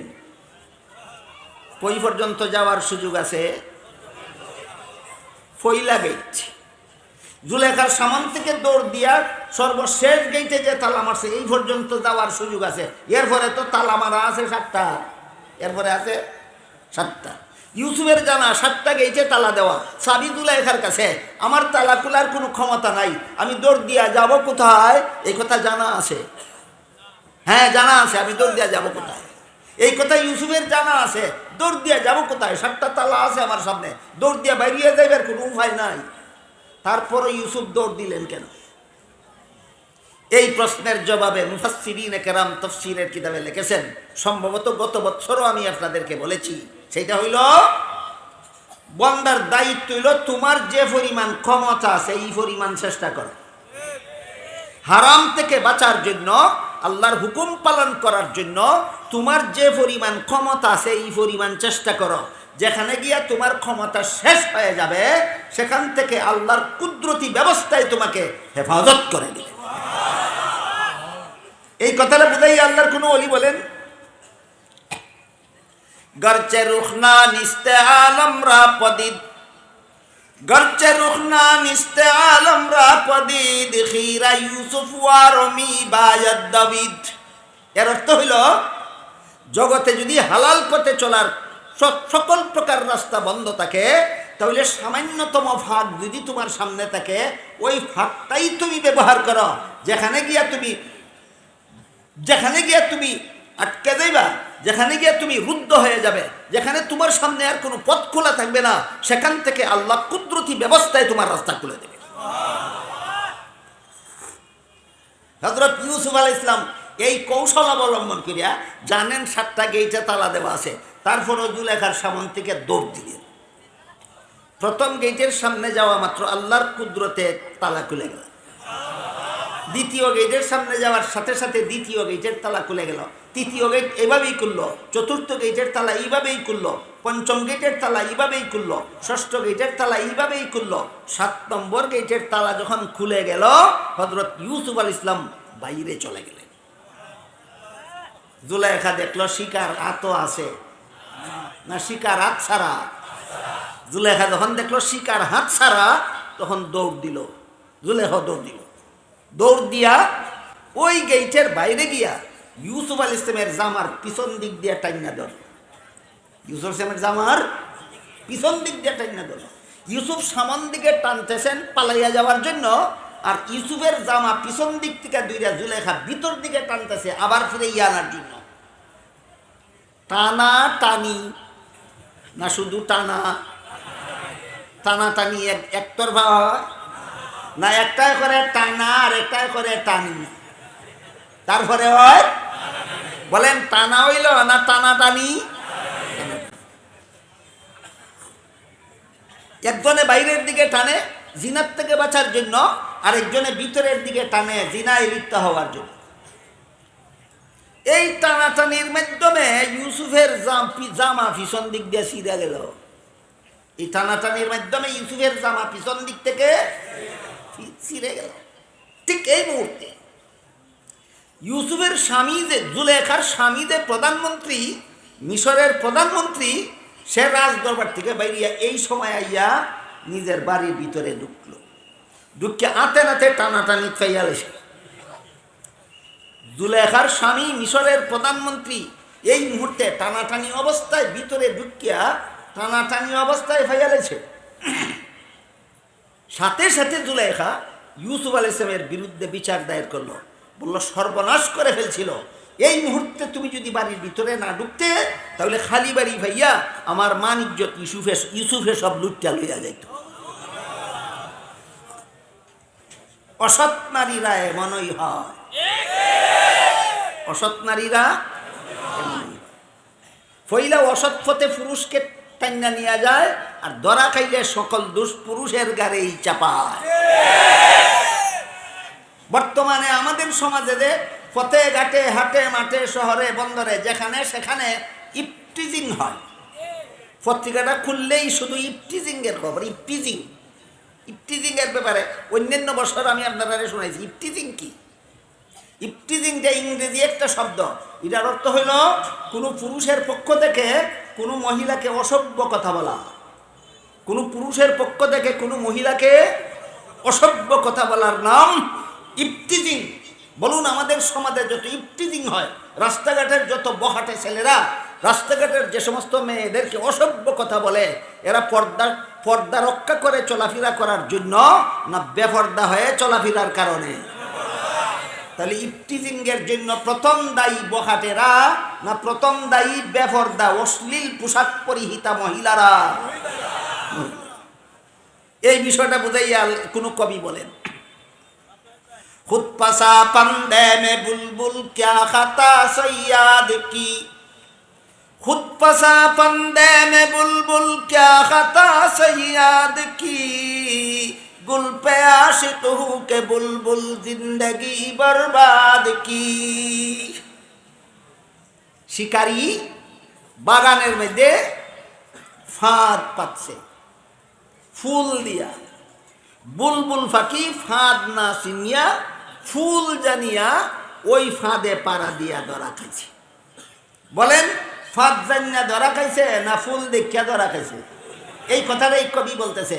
खुद फंसा फंदे में बुलबुल क्या खता सैयाद की, खुद फंसा फंदे में बुलबुल क्या खता सैयाद की, गुल पे आशिक हो के बुलबुल जिंदगी बर्बाद की।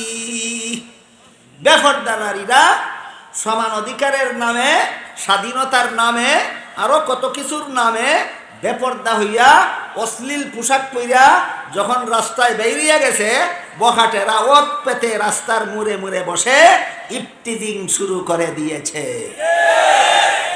বখাটের ফান্দ এই বেপরদা নারীরা এইভাবে ফান্দ ধরা খাইছে।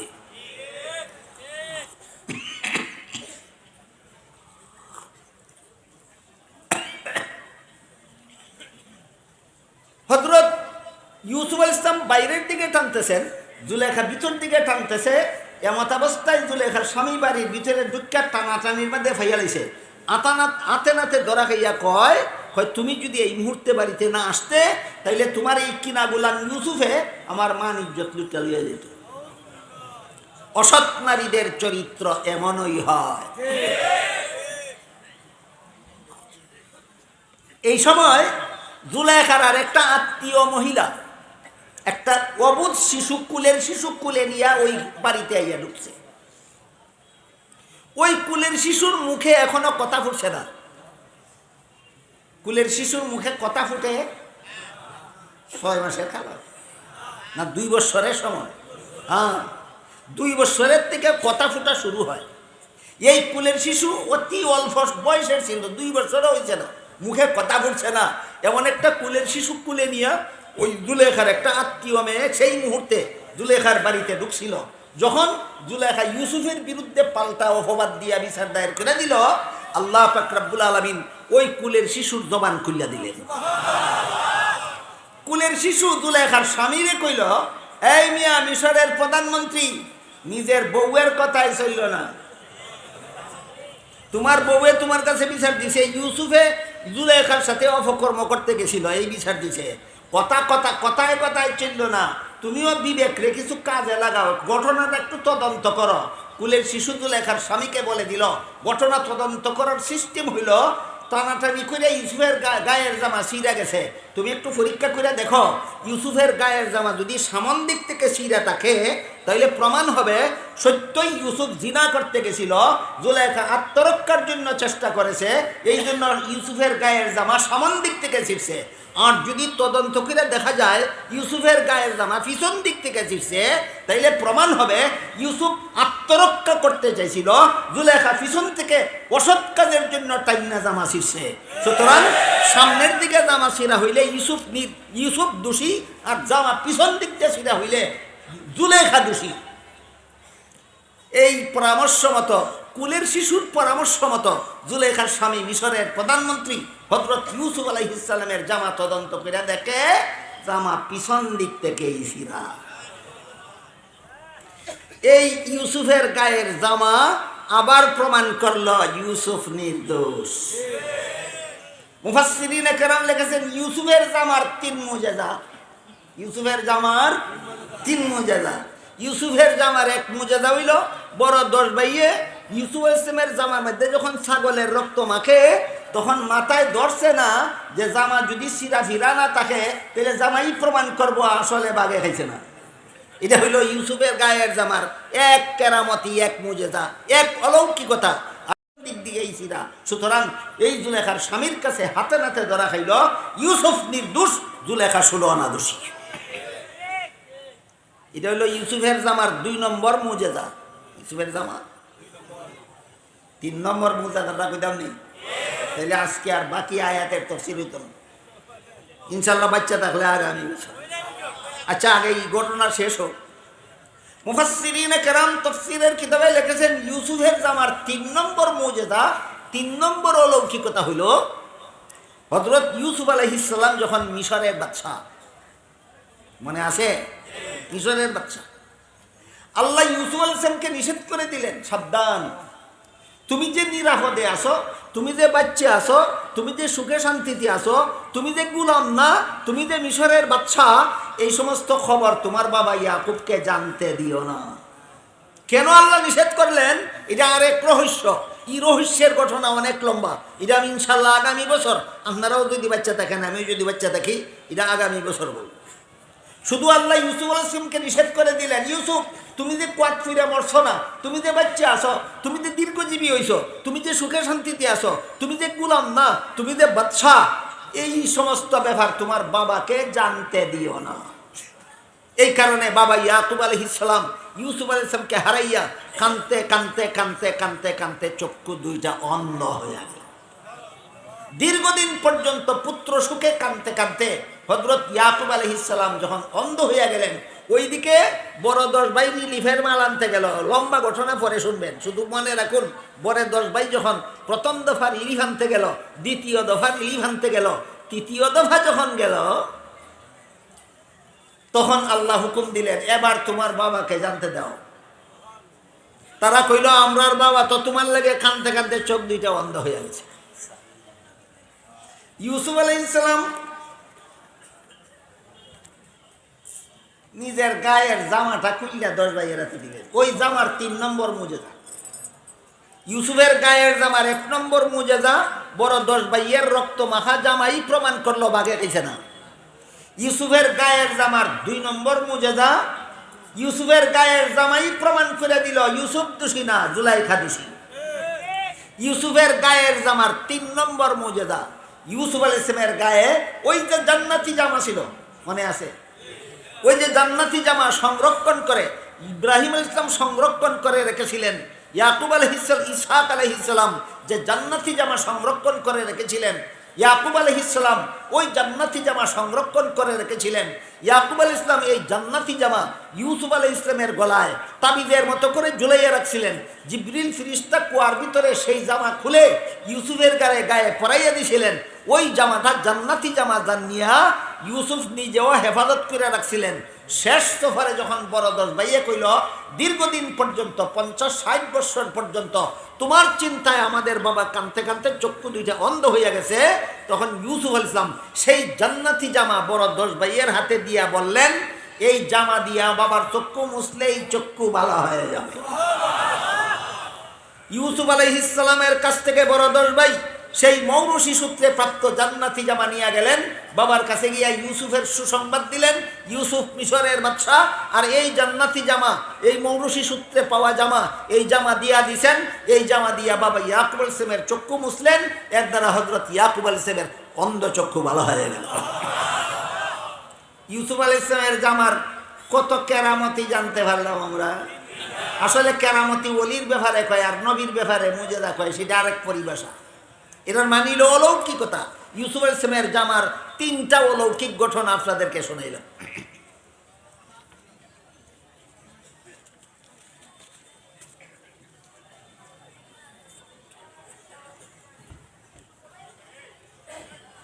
قالوا يا أبانا إنا ذهبنا نستبق وتركنا يوسف عند متاعنا فأكله الذئب وما أنت بمؤمن لنا ولو كنا صادقين وجاءوا على قميصه بدم كذب قال بل سولت لكم أنفسكم أمرا فصبر جميل والله المستعان على ما تصفون।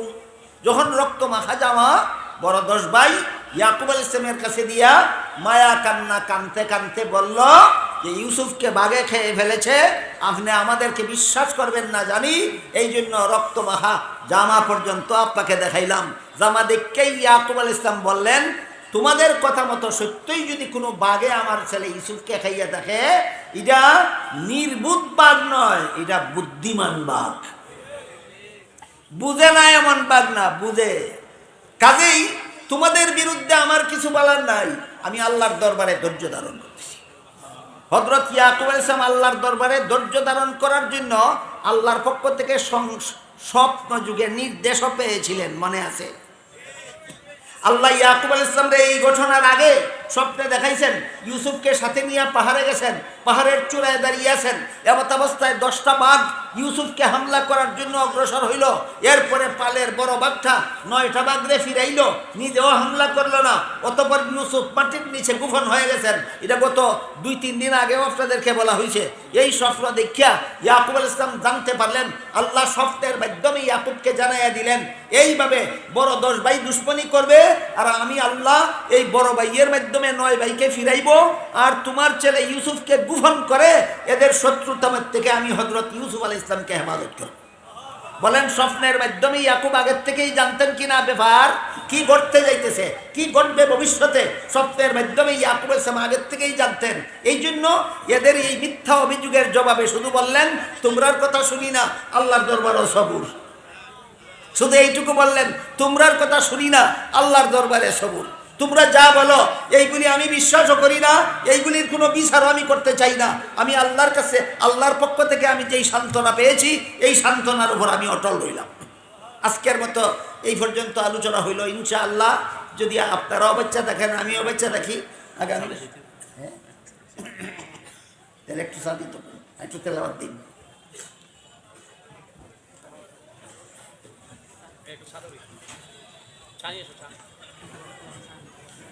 الرجيم وجاءت سيارة فأرسلوا واردهم فأدلى دلوه قال يا بشرى هذا غلام وأسروه بضاعة والله عليم بما يعملون।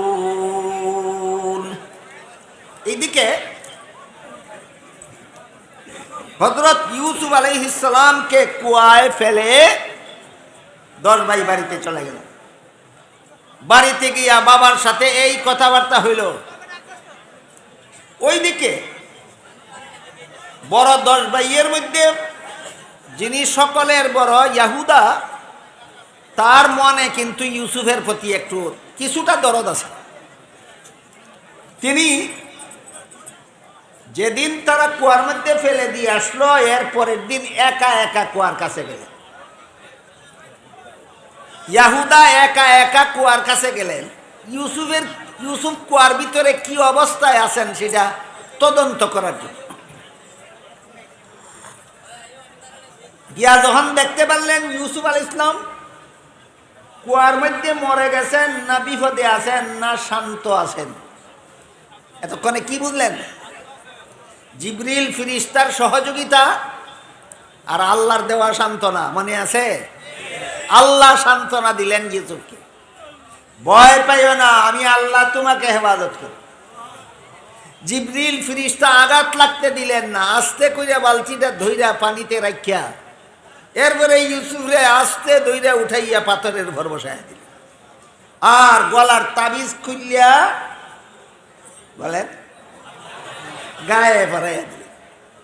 এই যে আল্লাহর কুদরতি ব্যবস্থা কুয়ার ভিতরে চলল, কোথায় চললো আল্লাহর কুদরতি ব্যবস্থা? ইউসুফকে হেফাজতের জন্য।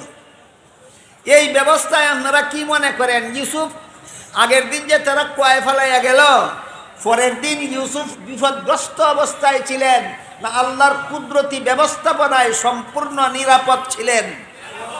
সম্পূর্ণ নিরাপদ ছিলেন। বড় ভাই ইয়াহুদা যখন দেখলো কুয়ার ভিতরে তো ইউসুফ নিরাপদেই আছে, তবে কুয়ার ভিতরে তো খানা পাইতো না, এই জন্য বড় ভাই ইয়াহুদা করলো কি, বাকি 9 ভাইকে না জানাইয়া লুকাইয়া লুকাইয়া গোপনে গোপনে বাড়িতে রুটি তৈরি করায়, আর প্রত্যেক দিন খাওয়ার টাইমে বড় ভাই ইয়াহুদা কুয়ার কাছে গিয়া কুয়ার ভিতরে ইউসুফের কাছে রুটি পৌঁছায় দেয়। এইভাবে একদিন বড় ভাই ইয়াহুদা কুয়ার ভিতরে ইউসুফ আলাইহিস সালামকে রুটি খাওয়াইয়া লালন পালন করলো। দ্বিতীয় দিন বড় ভাই ইয়াহুদা বাড়ির থেকে রুটি তৈরি করে নিয়ে বাকি 9 ভাইকে গোপন রেখে গোপনে গোপনে একা একা কুয়ার পাশে গিয়া কুয়ার ভিতরে ইউসুফ আলাইহিস সালামকে রুটি খাওয়াইয়া লালন পালন করলো। তৃতীয় দিন বড় ভাই ইয়াহুদা এই রুটি পাক করে নিয়ে কুয়ার কাছে গিয়া দেখে একদল মানুষের নড়াচড়া কুয়ার আশেপাশে দেখতে পাওয়া যায়। এই মানুষরা সিরিয়ার থেকে আসছিল মিশরের বাজারে যাবে ব্যবসা করার জন্য। একদল ব্যবসায়ী কাফেলা সিরিয়ার থেকে রওনা হইল, মিশর যাবে ব্যবসার উদ্দেশ্যে। সিরিয়ার মাল নিয়ে মিশরে বেচবে আর মিশরের মাল কিনে আনবে সিরিয়াতে বিক্রি করার জন্য।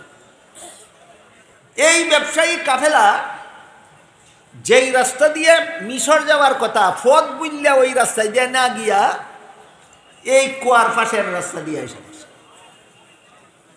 আমার কথা বুঝে থাকলে বলুন, এদের মিশর যাওয়ার রাস্তা এটাই ছিল না আসল রাস্তা বুইল্লাই দিক দিয়ে আইছে?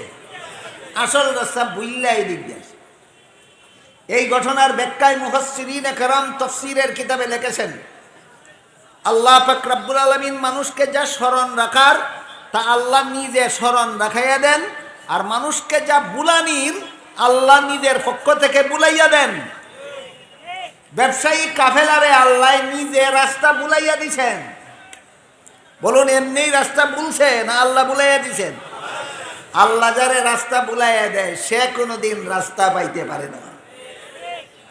তাফসীরের কিতাবে লেখা আছে, এই ব্যবসায়ী কাফেলাকে আল্লাহ রাস্তা বুলাইয়া দিলেন কেন?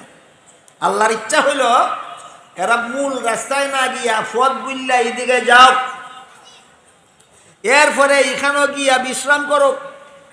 এখানে একটা কুয়া আছে দেখিয়া পানি পাওয়া যাইব আশা করিয়া কুয়ার মধ্যে বালতি ফেলুক। তারপরে এই কাফেলার বালতির মধ্যে করিয়া ইউসুফরে আমি কুয়ার থেকে উঠাইয়া এই কাফেলার মাধ্যমে ইউসুফকে আমি যেই দেশের বাদশা হইতো ওই দেশে পাঠাবো। আল্লাহর কত বড় মহা পরিকল্পনার অংশ হিসাবে ব্যবসায়ী কাফেলাদেরকে আল্লাহ রাস্তা ভুলাইয়া দিছেন।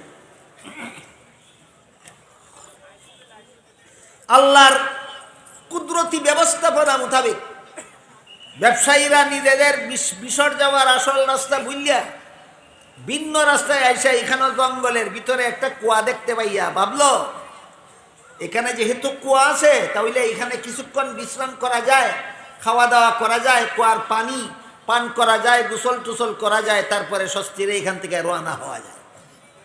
আশেপাশের কুয়াটা দেখে তারা তাঁবু টানাইল, খাওয়া দাওয়া বিশ্রামের আয়োজনে লাগলো।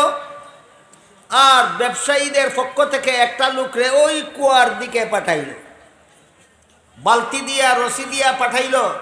এই যে দেখা যায় পাশে একটা কুয়া আছে, তুমি বালতি লিয়া যাও, রশি লিয়া যাও, এই কুয়ার ভিতর থেকে পানি উঠাইয়া নিয়ে আসো।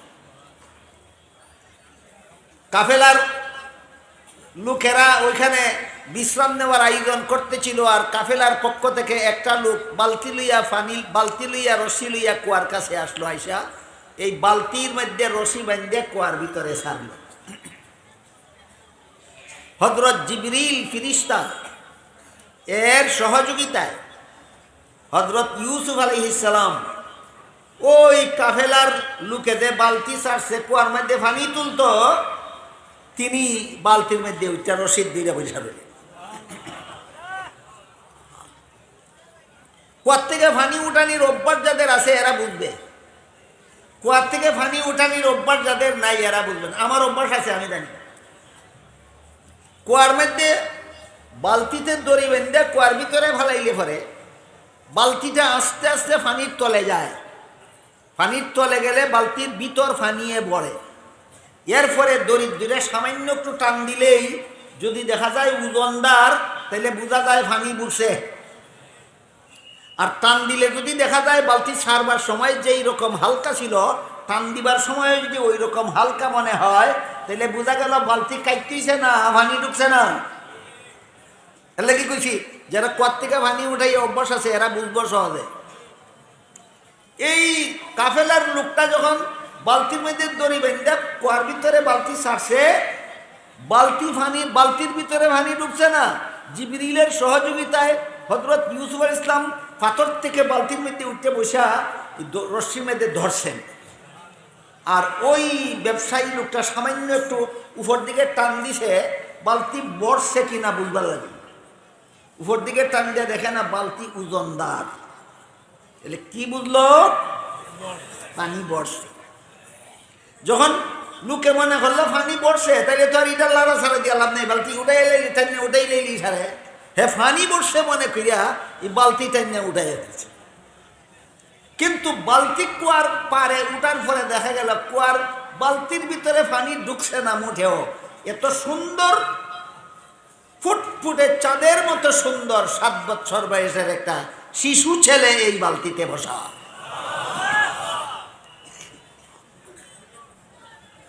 ইউসুফ আলাইহিস সালাম কত সুন্দর ছিলেন এর বিবরণ দিয়া হাদিস শরীফে রাসূল করিম সাল্লাল্লাহু আলাইহি ওয়াসাল্লাম বলেন, আল্লাহ সমস্ত জগৎ জুড়ে যত সুন্দর মানুষ বানাইছেন, কতজন হইব মনে করেন আপনারা? 2-4 জন, 2-4 কুড়ি, 2-4 শ, না লক্ষ লক্ষ কোটি কোটি, লক্ষ লক্ষ কোটি কোটি সুন্দর মানুষ আল্লাহ জগতে বানাইছেন। আল্লাহ রসুল বলেন, সমস্ত জগৎ জুড়ে আল্লাহ যত সুন্দর মানুষ বানাইছেন, সমস্ত সুন্দর মানুষের সৌন্দর্য একত্র করলে যে পরিমাণ সুন্দর হইতো, একা ইউসুফকে আল্লাহ সেই পরিমাণ সুন্দর করে বানাইছেন। সুতরাং ইউসুফ আলাইহিস সালামের মতো সুন্দর মানুষ জগতে আর দ্বিতীয় কেউ নাই। ইউসুফ আলাইহিস সালামের মতো সুন্দর মানুষ জগতে আর দ্বিতীয় কেউ নাই। এই কথাটা বলার সাথে সাথে নবীর বিবি আয়েশা উম্মুল মুমিনিন, নবীর বিবিরার একটা উপাধি আছে কোরআনে, উম্মুল মুমিনিন, সমস্ত মুমিন মুসলমানের মা, যে আল্লাহর দেওয়া উপাধি। আমাদের নবীর বিবিদেরকে আল্লাহ যত উপাধি দিয়েছেন এর মধ্যে একটা উপাধি উম্মুল মুমিনিন, অর্থাৎ সমস্ত মুসলমানের মা। নবীর মুখে এই কথা শুনিয়া যে আল্লাহ সমস্ত জগৎ জুড়ে যত সুন্দর মানুষ বানাইছেন, সমস্ত সুন্দর মানুষের সৌন্দর্য একত্র করলে যে পরিমাণ সুন্দর হবে, একা ইউসুফকে আল্লাহ সেই পরিমাণ সুন্দর করে বানাইছেন। এই কথা শোনা মাত্র উম্মুল মুমিনিন হযরত আয়েশা রাদিয়াল্লাহু আনহা নবীকে জিজ্ঞাসা করে বসলেন, তাহলে এবার বলুন, ইউসুফ বেশি সুন্দর ছিলেন না আপনি বেশি সুন্দর? এখান থেকে কথা ভিন্ন দিকে চলে যায়। কাহিনীর গতিতে চলে না, আয়েশার গতি ঘুরাইয়া দিলেন। নবীর বিবি আয়েশা প্রশ্ন কইরা নবীরে কথার গতি ঘুরাইয়া দিলেন, এখান থেকে কথার গতি ভিন্ন দিকে চলে যায়।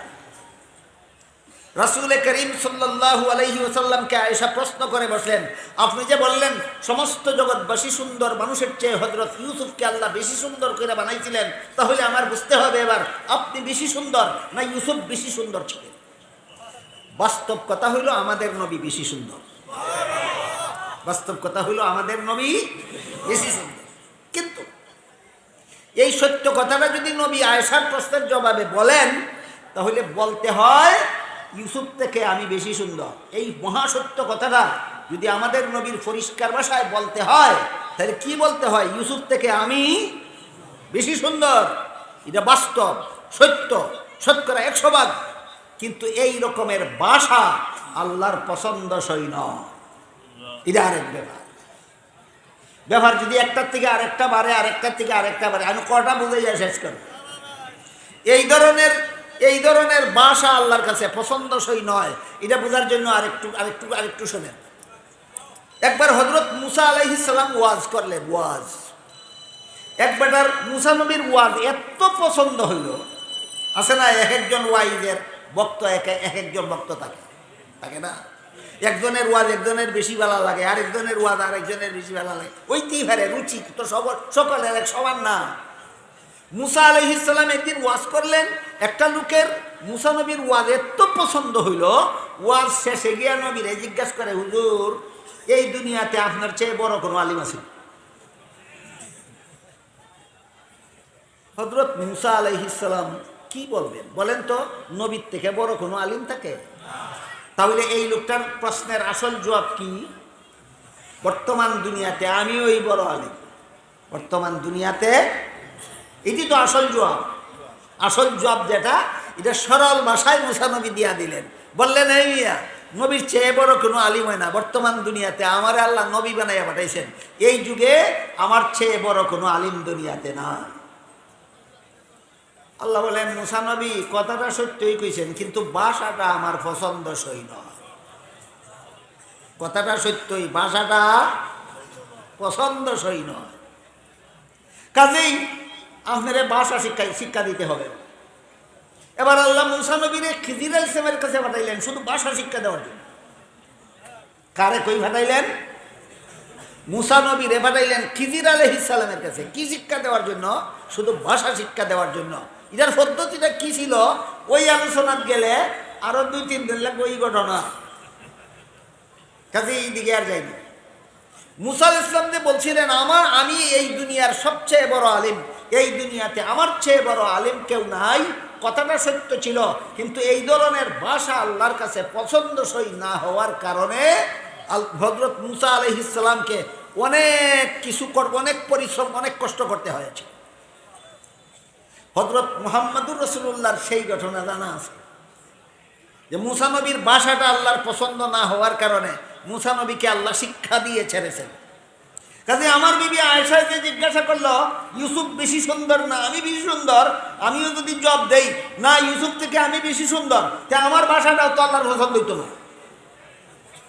কথা বুঝতেছেন কিনা? হ্যাঁ, এই প্রসঙ্গে একটা জরুরি মশালা আছে। সেটা হলো কোনো মানুষ নিজের গুণ নিজের মুখে প্রকাশ করা আল্লাহর পছন্দসই নয়। কোনো মানুষের পক্ষে নিজের গুণ নিজের মুখে প্রকাশ করা আল্লাহর পছন্দসই নয়। যদি গুণ প্রচারের উদ্দেশ্যে হয়, যদি গুণ প্রচারের উদ্দেশ্যে হয়, আমার কি গুণ আছে যে সমাজের মানুষে জানুক, এই উদ্দেশ্যে আমার মুখে আমার গুণ বলাটা আল্লাহর পছন্দসই নয়। বললে স্বয়ং মূসা নবীকে পর্যন্ত আল্লাহ পাক রব্বুল আলামিন শিক্ষা দিয়ে ছেড়েছেন। কিন্তু নিজের গুণ প্রচারের উদ্দেশ্যে না, মানুষের খেদমতের উদ্দেশ্যে হইলে বলা দোষ নাই। নিজের গুণ প্রচারের উদ্দেশ্যে না মানুষের খেদমতের উদ্দেশ্যে।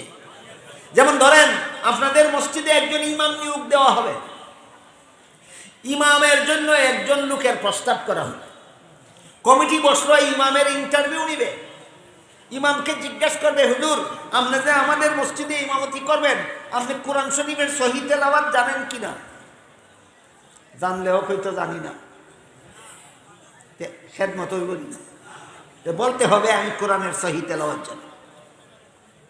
কমিটি জিজ্ঞাসা করবে হুজুর আপনি নামাজের মাসলা মাসাইল জানেন কিনা? যদি কয়ে জানি না, মসজিদের খেদমত হইব, বলতে হবে আমি জানি। কমিটি জিজ্ঞাসা করে হুজুর আপনি ফাঁক না ফাঁকের মাসলা মাসাইল জানেন কিনা? যদি কয়ে জানি না, তো ইমামতির খেদমতটাই হইতো না, বলতে হবে আমি জানি।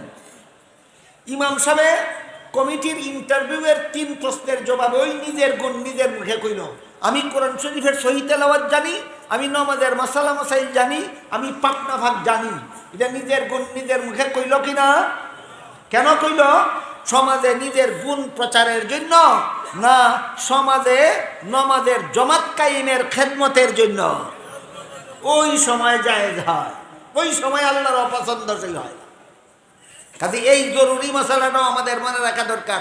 নিজের গুণের কথা গুণ প্রচারের জন্য বলা আল্লাহর পছন্দসই নয়, সমাজের খেদমতের জন্য নিজের গুণের কথা বলা দূষণীয় নয়। নবীর বিবি আয়েশা যখন নবীকে জিজ্ঞাসা করলেন বলুন আপনি বেশি সুন্দর না হযরত ইউসুফ বেশি সুন্দর, নবী যদি সত্য কথাটা সুদা ভাষায় বলেন যে ইউসুফ থেকে আমি বেশি সুন্দর, তাহলে ভাষাটা আল্লাহর পছন্দসই হয় না। এই জন্য নবী জবাব দিলেন ইউসুফ ছিলেন সাদা সুন্দর আর আমি লাবণ্যময় সুন্দর। তুমি কে চিন্তা করে দেখো কেটা বেশি সুন্দর? আমার মুখে কেন বলবো আমি বেশি সুন্দর? মূসা আলাইহিস সালামের মতো আল্লাহর অপছন্দসই ভাষা ব্যবহার করবো কেন? আমার মুখে বলবো না আমি বেশি সুন্দর, আমি আসল কথা কইলাম ইউসুফ সাদা সুন্দর আর আমি লাবণ্যময় সুন্দর। তুমি কে চিন্তা করে দেখো কেটা বেশি সুন্দর? এই জন্য কোন কবি বলেন লাওয়ামি জুলাইখা লাউরাইনা জাবিনাহু, লাওয়ামি জুলাইখা লাউরাইনা জাবিনাহু আসারনা বিকাতইল কুলুবি আলাল ইয়াদি। ইউসুফ আলাইহিস সালামের চেহারা দেখিয়া যে সমস্ত মহিলারা হাতের আঙ্গুল কেটে ফেলেছিল, এটা ওই ভবিষ্যতের লম্বা কাহিনীর ভিতরের এক অংশ। জুলেখা যখন ইউসুফের প্রেমে পাগল হয়ে গেল, জুলেখার কেলেঙ্কারি যখন সমাজে প্রকাশ পাইয়া গেল, জুলেখার স্বামী যখন হাতে নাতে ধইরা ফেলাইল, সমাজের সর্বলোকে জানিয়ে ফেলল, তখন মিশরের অন্য প্রধানমন্ত্রীর অধীনস্থ অন্যান্য যত মন্ত্রী চাকরি করে এই সমস্ত মন্ত্রীরা জুলেখার বিরুদ্ধে মন্তব্য করতে লাগলো। কিনা গুলামের প্রেমে পাগল হইল জুলেখা, প্রধানমন্ত্রীর স্ত্রী হইয়া তোর প্রেমে দীক্ষা। প্রধানমন্ত্রীর স্ত্রী যখন কিনা গুলামের প্রেমে পাগল হইল, এরা তো জানে কিনা গুলাম। আসলে ইউসুফ গুলাম ছিলেন না নবীর পুত্র নবী ছিলেন? এরা তো জানে কিনা গুলাম। এই জন্য মিশরের অন্যান্য মন্ত্রীরা প্রধানমন্ত্রী জুলেখার প্রেমে দীক্ষা দিয়া বলতে লাগলো, আরে জুলেখা, প্রধানমন্ত্রীর স্ত্রী হইয়া একটা সম্ভ্রান্ত পুরুষের প্রেমে পাগল হইতে তবুও তো আমরা মান্য নিতাম, একটা কিনা গুলামের প্রেমে পাগল হইলে তোর প্রেমে দীক্ষা। এই সমালোচনা যখন জুলেখার কানে বসতো, জুলেখা মনে মনে কয়, কিনা গুলামের প্রেমে পাগল হইছি না কার প্রেমে পাগল হইছি তোরারে বুঝাইয়া চালু। সব মন্ত্রীর বউয়েরারে প্রধানমন্ত্রীর বাসায় দাওয়াত করলো। সব মন্ত্রীর বউয়েরারে প্রধানমন্ত্রীর স্ত্রী জুলেখায় দাওয়াত করলো। দাওয়াত করিয়া লাইন দিয়ে বয়াইল, বয়াইয়া আত ফল দিল আর চাকু দিল কাটতে খাওয়ার লাগি। আমাদের দেশে আছে না আপেল আস্তা কামড়াইয়া খাওয়ান সুবিধা না কাটতে খাইতে সুবিধা? মালটা কামড়াইয়া খাওয়ান যায় না কাটতে খাওয়ান লাগে? এরকম কাটতে খাওয়ার মতো ফল দিল হাতে হাতে। আর এই মন্ত্রীর বউয়েরা লাইন দিয়ে বইয়া আত ফল লইয়া চুরি লইয়া কাটতো লইছে। এই অবস্থা ইউসুফ আলাইহিস সালামের নিয়া এই গরনি আদার করেছে। এরা ইউসুফ আলাইহিস সালামের চেহারার দিকে চাইছে। কথাটা দুই তিনটা মিনিট